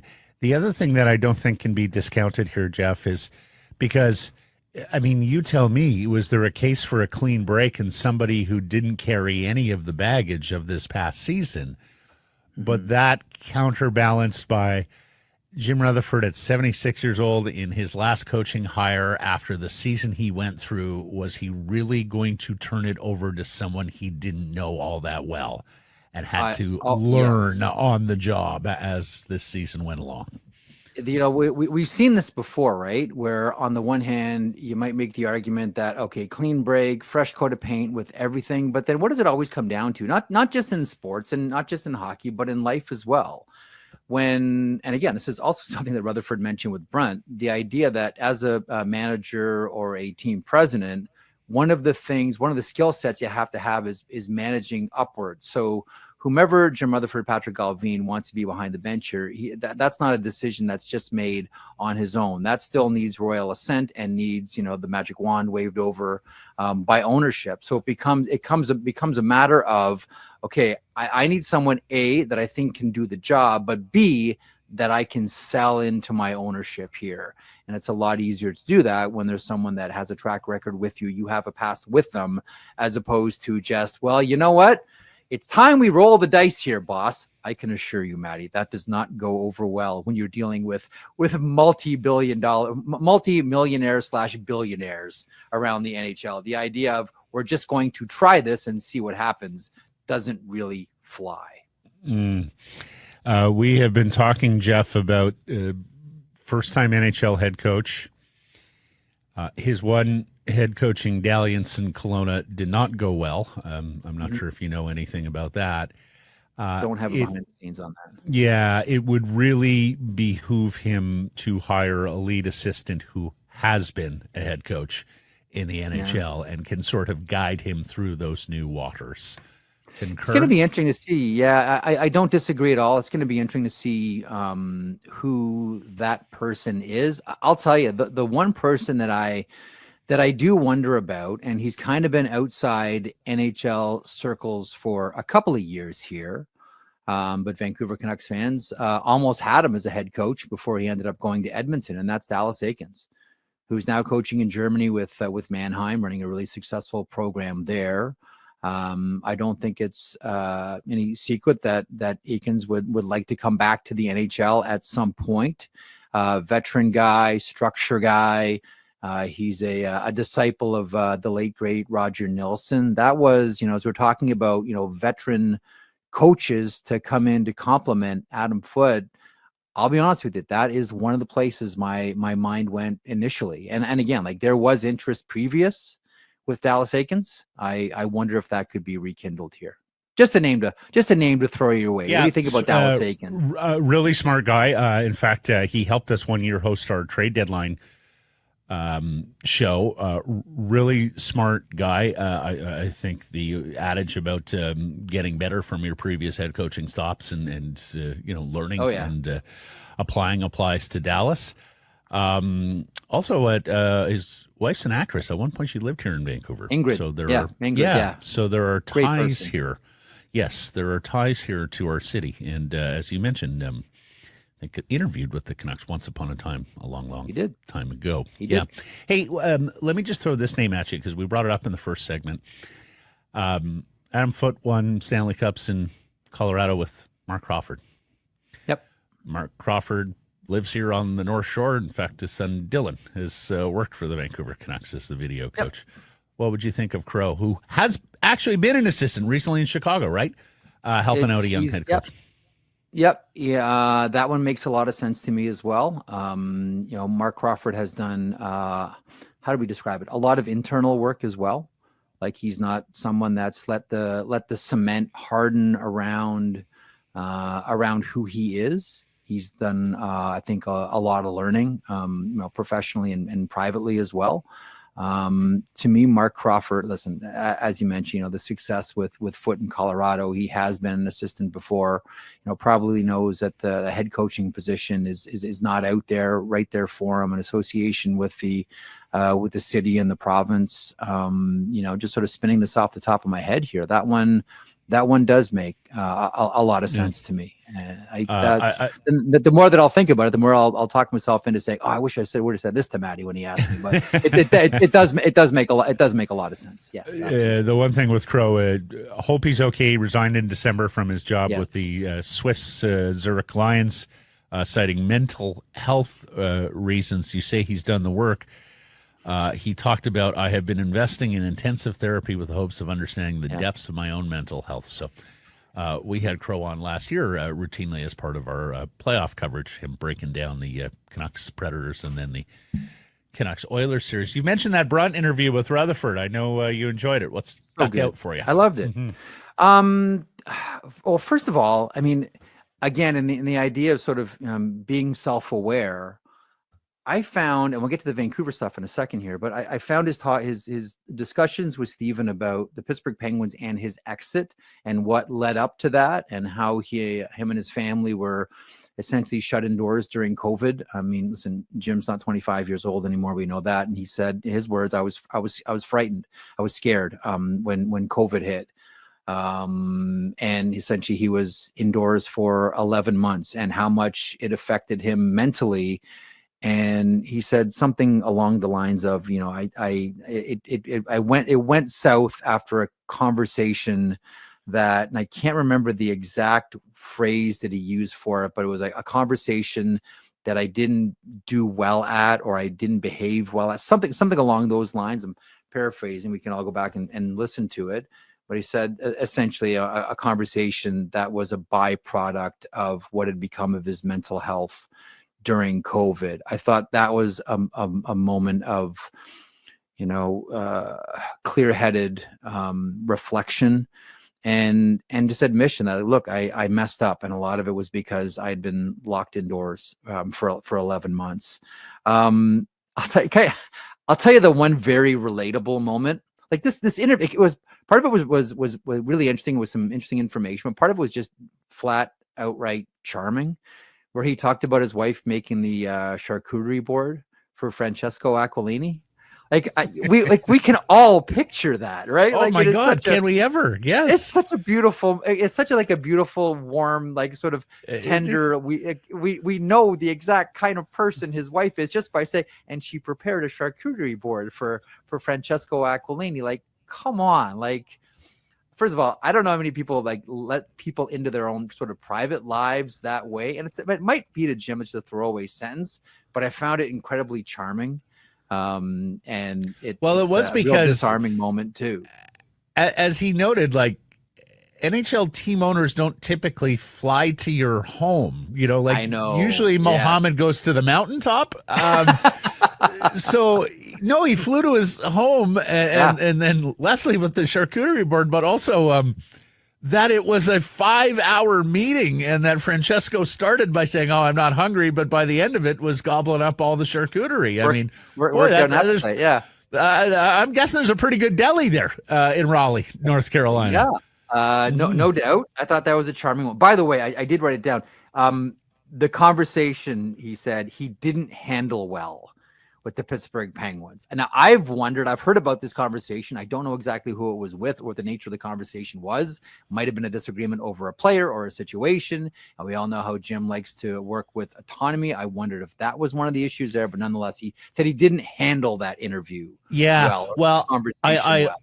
I also wonder if the Fenway Sports Group didn't necessarily jive with the way NHL teams have typically been managed, because of course they had an issue with Ron Hextall as well, right? Where they basically said, "Where's the plan?" And Hextall was like, "Well, the plan's in my head, it's my vision." Yeah. And they're like, "No, we need to see the plan written down." That Fenway Sports Group, of course, very big on analytics, very big on sort of data, very big on, people putting things down on paper as opposed to just governing the team by their whim. The other thing about, and this isn't specific to the Fenway Sports Group, but how many times have you seen this, Matty, where after a while when things start to go south for a manager or management group, they sort of alienate themselves from the rest of the staff? Maybe sometimes there's a paranoia that comes along. Yeah. I'll tell you a story. I had a conversation with someone who said, during trade deadline in his war room, his manager instructed everybody to put their cell phones on the table because the manager wanted to know exactly who was calling and at what time, so he could see all the calls that were coming in. So, but anyway, I'm not saying that is specific to this one situation, but I'm saying more of a general point about Fenway and groups like that, and there are more of them and more coming in the NHL. They generally don't like it when you sort of close the door and don't talk to your other departments, right? Because you're making all the decisions that you don't trust this person or this group to have this information. That doesn't fly with a group like Fenway Sports. I'm not saying that was a situation with Ron Hextall, but we've seen that happen countless times, and there'll be more. Like that Fenway model seems to be the model for sports now. You own a team in the NFL, NBA, NHL, and you create your own, distribution network, and off to the races you go. And interesting with Pittsburgh before, with Fenway coming in, they were, the only sports operation that wasn't owned by a family. At that point, things start to change in Pittsburgh. Oh, no question. Let me paint a scenario for you, and you tell me whether or not you think it's close to the truth. Elias Pettersson and JT Miller pop off first week of the season, as Jim Rutherford mentions. Yep. Miller gets benched in that November home game against Nashville. He pops off after the game with Rick Tocchet. Mm-hmm. Rick Tocchet looks around and goes, "My buddies Keith Jones and Daniel Briere are running the Flyers. Torts is probably not going to last the year. That's it. I'm out of here." Do you think you can sow the seeds of Tocchet to Philly all the way back to the beginning of this year when Miller and Pettersson started going off the rails, or am I being a little too It would. I mean, I think that it would have been part of it. I don't know that this would have been the moment where Rick Tocchet said, "I need to start looking around here and have a look at the landscape." I would be fraudulent if I said, "Yeah, that's what it was." Clearly, no, Matty, you're on. So I think all of it was like, honestly, this was like a little sort of Hansel Grail, trail of breadcrumbs. I don't know where the first crumb was dropped. Maybe it was even seeing it the season before, despite the fact that, everyone's picking up hardware and the team is great and everyone's healthy and everyone's happy. And this is the Vancouver Canucks are back. I mean, he's read the room and seen the disagreements and what the nature of the disagreements were and wondered, okay, we got through this season. Can we do it again? And then when it became obvious that this was going to be an issue again, maybe it just sort of cements what you believed the year before. Like I sort of look at it like when you say the word retirement, part of you retires. right? Like, there comes a certain point in your career where you mentioned that before. Yeah. There's that moment where, like, because for the longest time, like, you're not even thinking about retirement. But the minute that comes into your head, part of you already retires. And I don't know where the beginning of, I don't know, this is going to work for me here started with Rick Tocchet. And it's probably not just one thing, but it's an accumulation of all of it. I don't think it was done just exclusively with Rick Tocchet. These are life decisions you make with your family, and not just, you know, a knee jerk. Well, you know what, things didn't go well with the Nashville game, and I'm arguing with this guy, and he hates that guy, and the room is split, and I just got to get out of here. I still think that he's a competitor, right? And we've talked about it before. Like, no I think doubt, he wanted to get through all of this and then make a decision. Yeah, no, I don't want to say he checked out in November, because I don't think he did. But I got a call in December from someone who said, you know, Tocchet is mentioning to some confidants, this is probably going to be his last year in Vancouver. And at the time, I didn't really. I was like, okay, I'm going to take this with a grain of salt. I'm not sure I can go with this. Like, I don't know. But, you know, now when I look back and I reflect on everything that's happened, and of course, Rutherford has given us so much of the information, I just wonder whether Rick knew some time ago that he would be moving on from the Vancouver Canucks. We're almost out of time here. It's a very busy show. But we're going to get to the Jets and the Leafs should they bow out, and what happens next here in a bit. When? Well, you know. I can't speak of the Jets, but you saw that Leafs game last night. Woo-hoo. Well, and here's the thing. You want to talk about checking out early. Look at that. Look at that first goal. Find me one player who engages physically with the team wearing the blue sweater. I saw somebody, and forgive me, who said like their dad was in town from Newfoundland and surprised them with tickets to the game. And I'm just sitting there going, oh my God, what did you spend to take poor dad to that game? Because even if the Leafs win Game 6, as you know, they still lose, and they just deepen the despair with the Game 7 loss because, Jeff Merrick, as we get to the Easter egg. Oh, boy. The Toronto Maple Leafs have lost 4 consecutive Game 7s, 3 to the Boston Bruins famously, 1 to the Montreal Canadiens unbelievably in that 2021, yes, after being up 3-1 in the series in that 2021 Gallagher goal on Canadian division, exactly. The Toronto Maple Leafs last won a Game 7 in 2004 against the Ottawa Senators. They also won a Game 7 against the Ottawa Senators in 2002. When is the last time the Leafs won a Game 7 against a team not named the Ottawa Senators? I want the team in the year here, if you can remember. I can't recall whether it was it a Game 7 or was it a best of 5 at that point. Is that the Lanny goal on Chico Resch? No, I thought about that one myself. I was like, damn, it's not McDonald against the Islanders way back in the late 70s, is it? It is not. In fact, they have won a good number of Game 7s since then. And Jeff, I'm embarrassed because I covered this series and I have absolutely no recollection of this as a Game 7. They beat the Islanders in 2002. In Game 7, round 1. Oh, that was right. That was when. Oh, that was when. Like, that was a really really rough series. First of all, Eric Cairns would have been playing on that Islanders team. It was like Cairns and Domi and Corson, and it was like nonstop scraps. And that was a rough one. I remember that. That's right. That was the series where they turned in the incorrect lineup card with Reichel's name beside Renberg's number, and Reichel had to leave the bench in the first period. So that was the last time against the non-Senators. They beat San Jose in Game 7 in 94 on their collision course with the Canucks in the Western Conference Final. And you'll recall, was it Garpenloff that hit the crossbar early? In that overtime, was it Johan Garpenloff that fired one? I remember Baker had one, then Garpenloff had one. Johan Garpenloff with the. I have it as a 4-2 win here, but again, I don't have any recollection, so I don't think it was maybe not overtime. Garpenloff hit a crossbar. Maybe it was late in the third. Anyhow, my hockey brain. Anyways, 12-15 all time in Game 7s. They've lost 5 of their last 6. So it is a total crisis of confidence, even if it gets to a Game 7.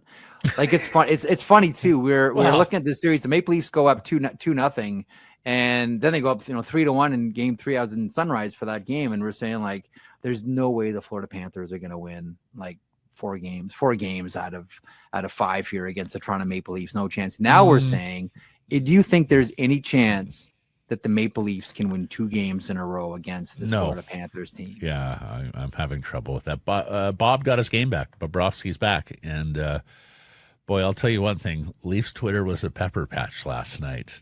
To sit from thousands of kilometers away and peer in on that conversation. Woo. That was, hang on. That's, how you prime before you paint? That was the priming. Right? That was just the chumming of the water. That was for what's still to come. You have no idea what's still to come when it actually happens, because that was the priming before the painting here. This is, like, there's the old saying too, like sometimes you paint a Picasso and sometimes you paint a barn. Right now, this team is painting a barn, and you wait to see what happens. Maybe as early as Friday. It ain't going to be pretty, Matty. Well, our friend Frank Corrado likes to say Canucks Twitter is undefeated. Leafs Twitter is winless, and that was evident last night. If you dared to surf into the deep recesses of it. Spectacular. Marvelous stuff, Jeff. Thanks, enjoy the playoffs over the weekend. We'll catch up next week, buddy. All right, be good. Talk in 7 days. Thank you. Sekeres and Price from the Historic Wall Center. If you're heading to a game in downtown Vancouver, why not make a staycation out of it? Book your stay here at the Wall. Enjoy an exclusive Sekeres and Price rate. Call 604-331-1000. Some blackout date supply based on availability. Well, Jeff, there was a fleet of MLS games last night as they've started the midweek portion of their schedule. And after the dust settles with the Vancouver Whitecaps idle, they're 4 points up in the MLS West. Second place, Minnesota lost. Third place, Portland drew. So the new second place shooter is the expansion team in San Diego. And as we mentioned earlier in the week, their Saturday opponent, Austin, was in action last night. 1-1 draw with Atlanta. They made all 5 substitutions. They try and stay fresh for their Saturday home match against the Caps.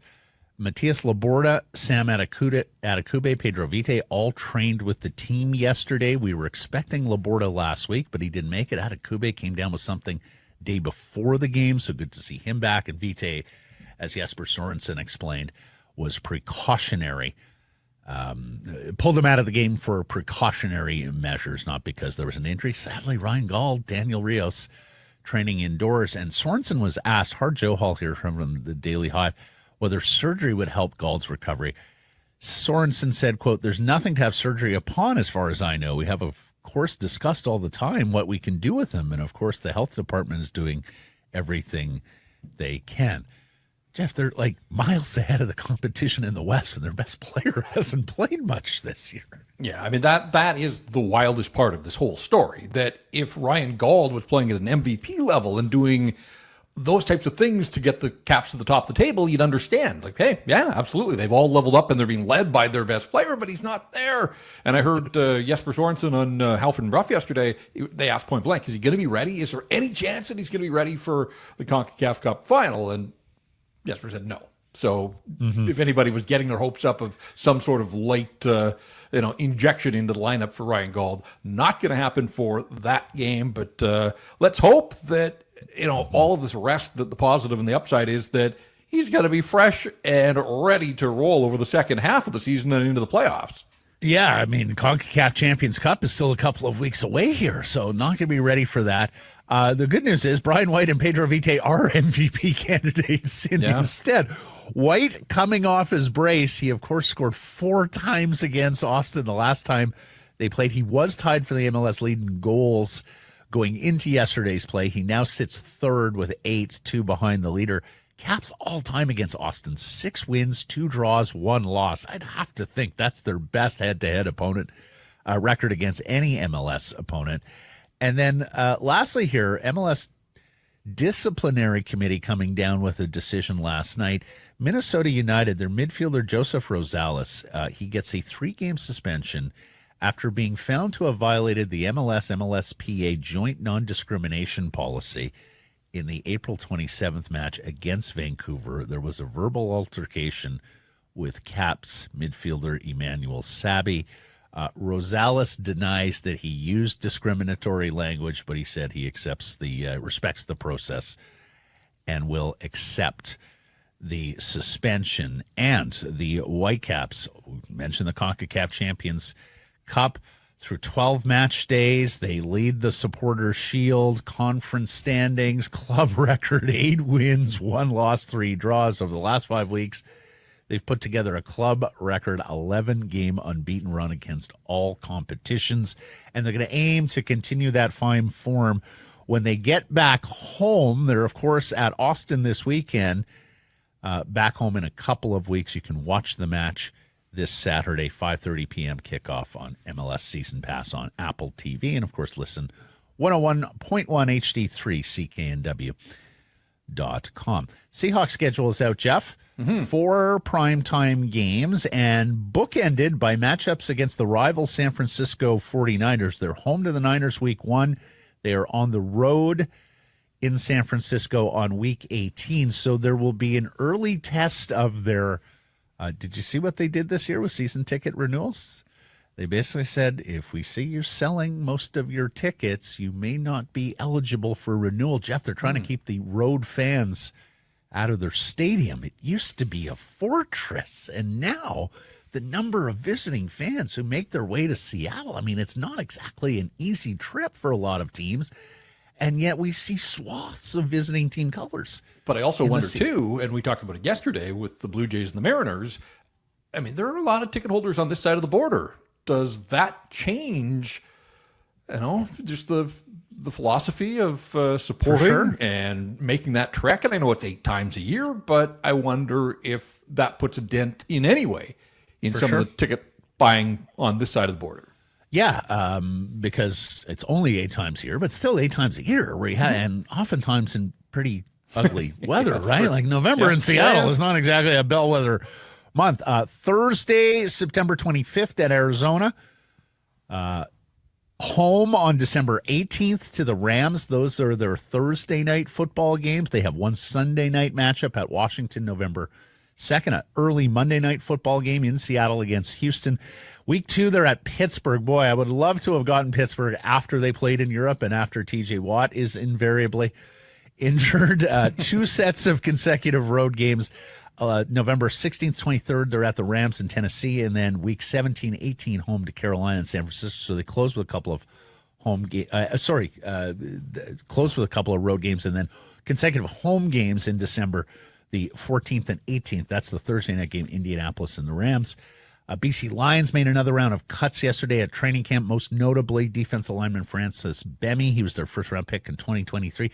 Bit of a tweener. Wasn't really an end, wasn't really a tackle, didn't quite crack the D-line rotation. FanFest Sunday in Kamloops, open practice, 3 p.m. team autograph session at the field there, Hillside Stadium. What do you make of Snoop Dogg as the concert announcement? Yeah, look, I know you guys talked about it a lot. I'm so glad that the Lions got their day before the Canucks made their coaching announcement, because that would have just taken all the shine and the thunder in this marketplace, just giving the pecking order. So I'm delighted that the Lions got their announcement. They got their guy, clearly, and you got to give Amar Doman all sorts of credit for making this happen, making this an event now, continues to raise the bar for himself. Look, it's 3 legacy rappers in a row, right? So, if I'm at all, could they have gone in a different direction? Maybe. But the fact that they go out, they target these entertainers, and Snoop is the ultimate showman now. Like, as much as he's known for his music, I mean, he was everywhere at the Olympics last year, basically the face of the Olympics on NBC. He's going to be the face of the Olympics in Los Angeles in 2028.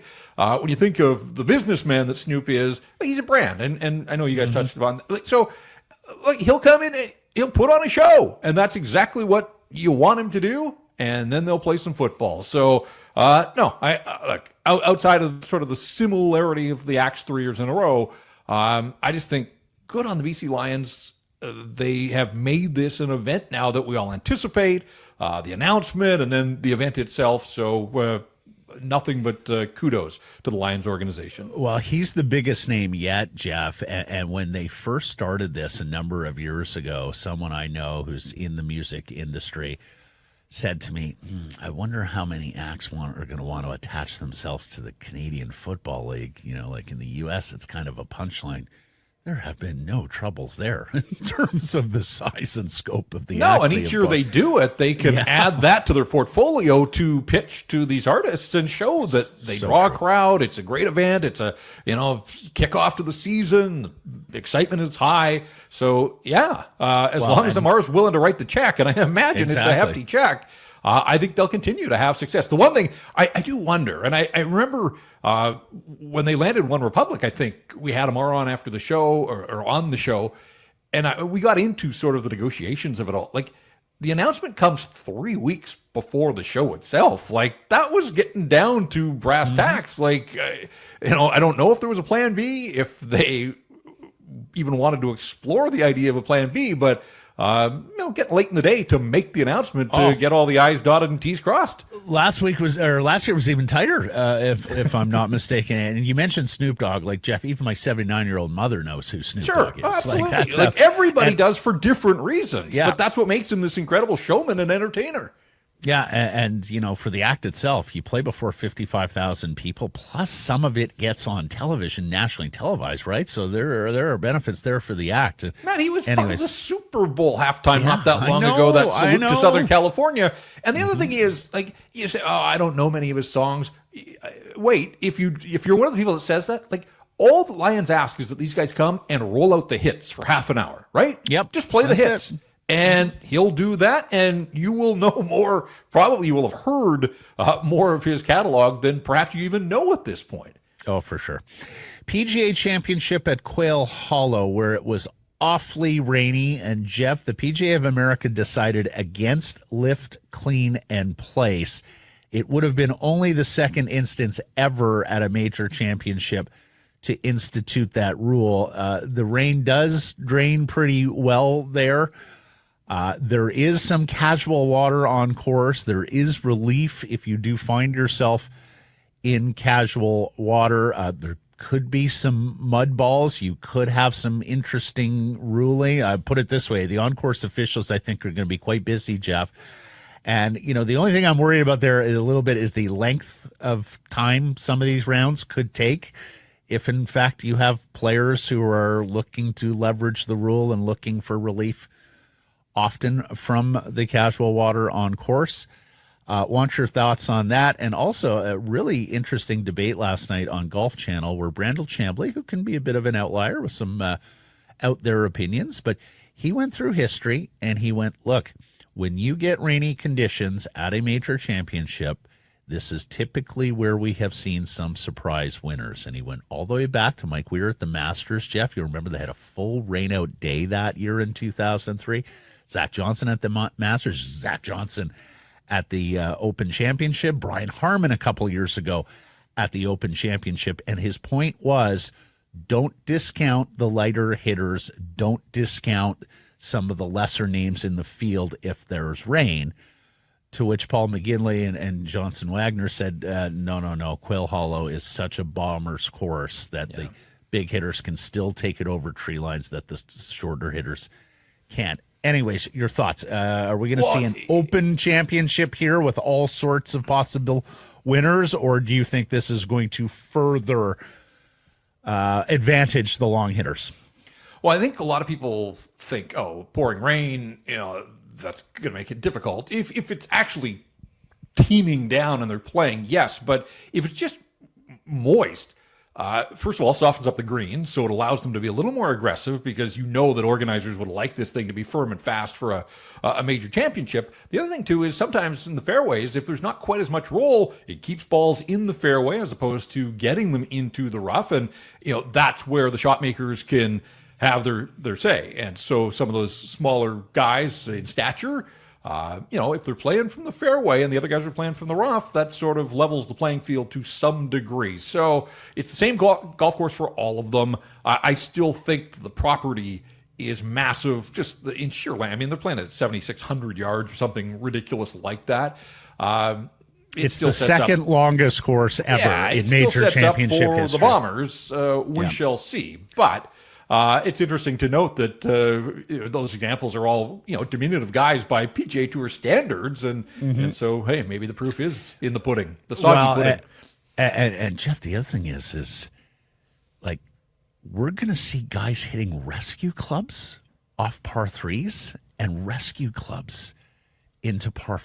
Like you almost never see a PGA Tour stop where guys who, if they hit a reasonable drive, have to pull a hybrid club out of the bag for a second shot. Like this is truly extraordinary. Like even the big hitters on some of these holes are going to be playing like 5-irons and things like that. So this could be a tournament unlike any other, and there's more rain in the forecast, so it could get quite interesting down there in North Carolina.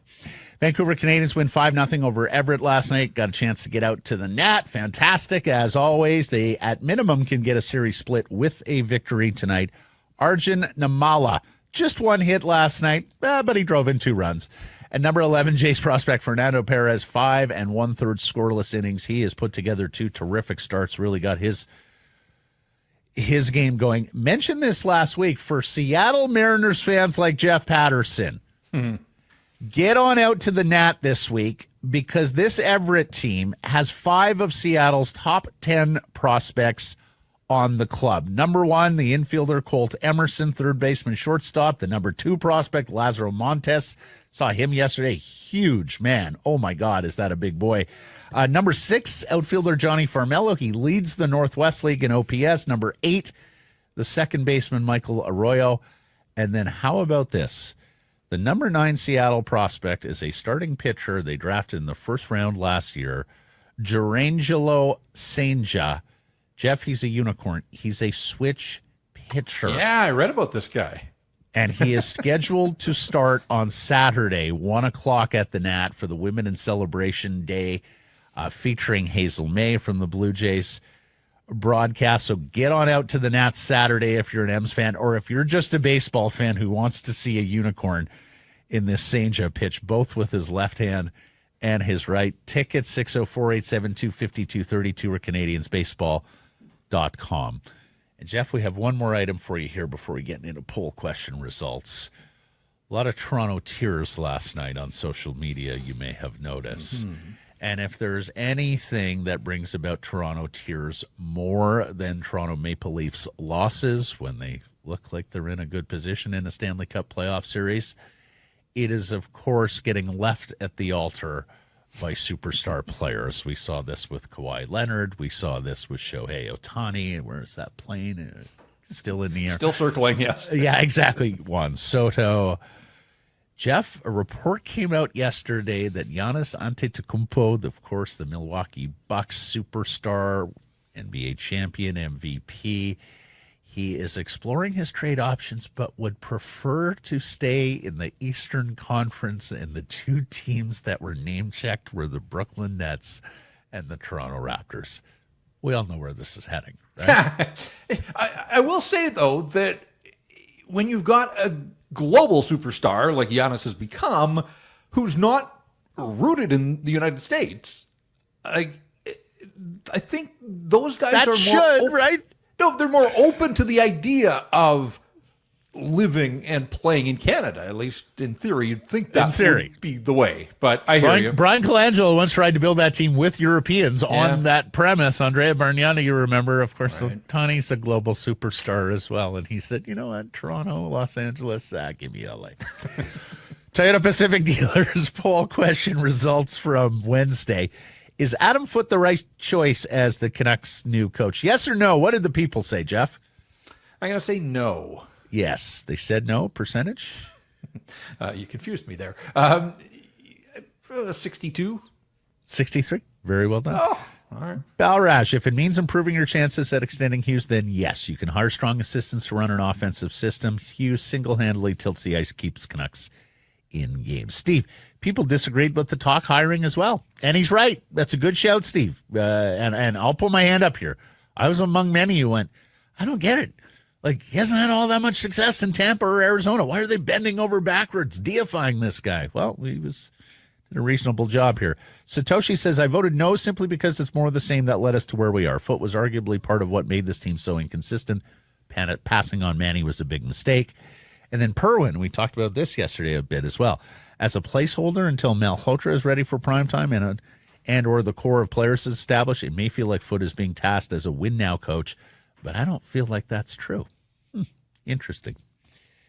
Second day in a row, Jeff, no errors and omissions, so it must have been Blake, right? Oh, come on. You're being too generous because I called Justin Thomas Jordan briefly. I corrected myself mid-sentence. You corrected. But yeah, okay.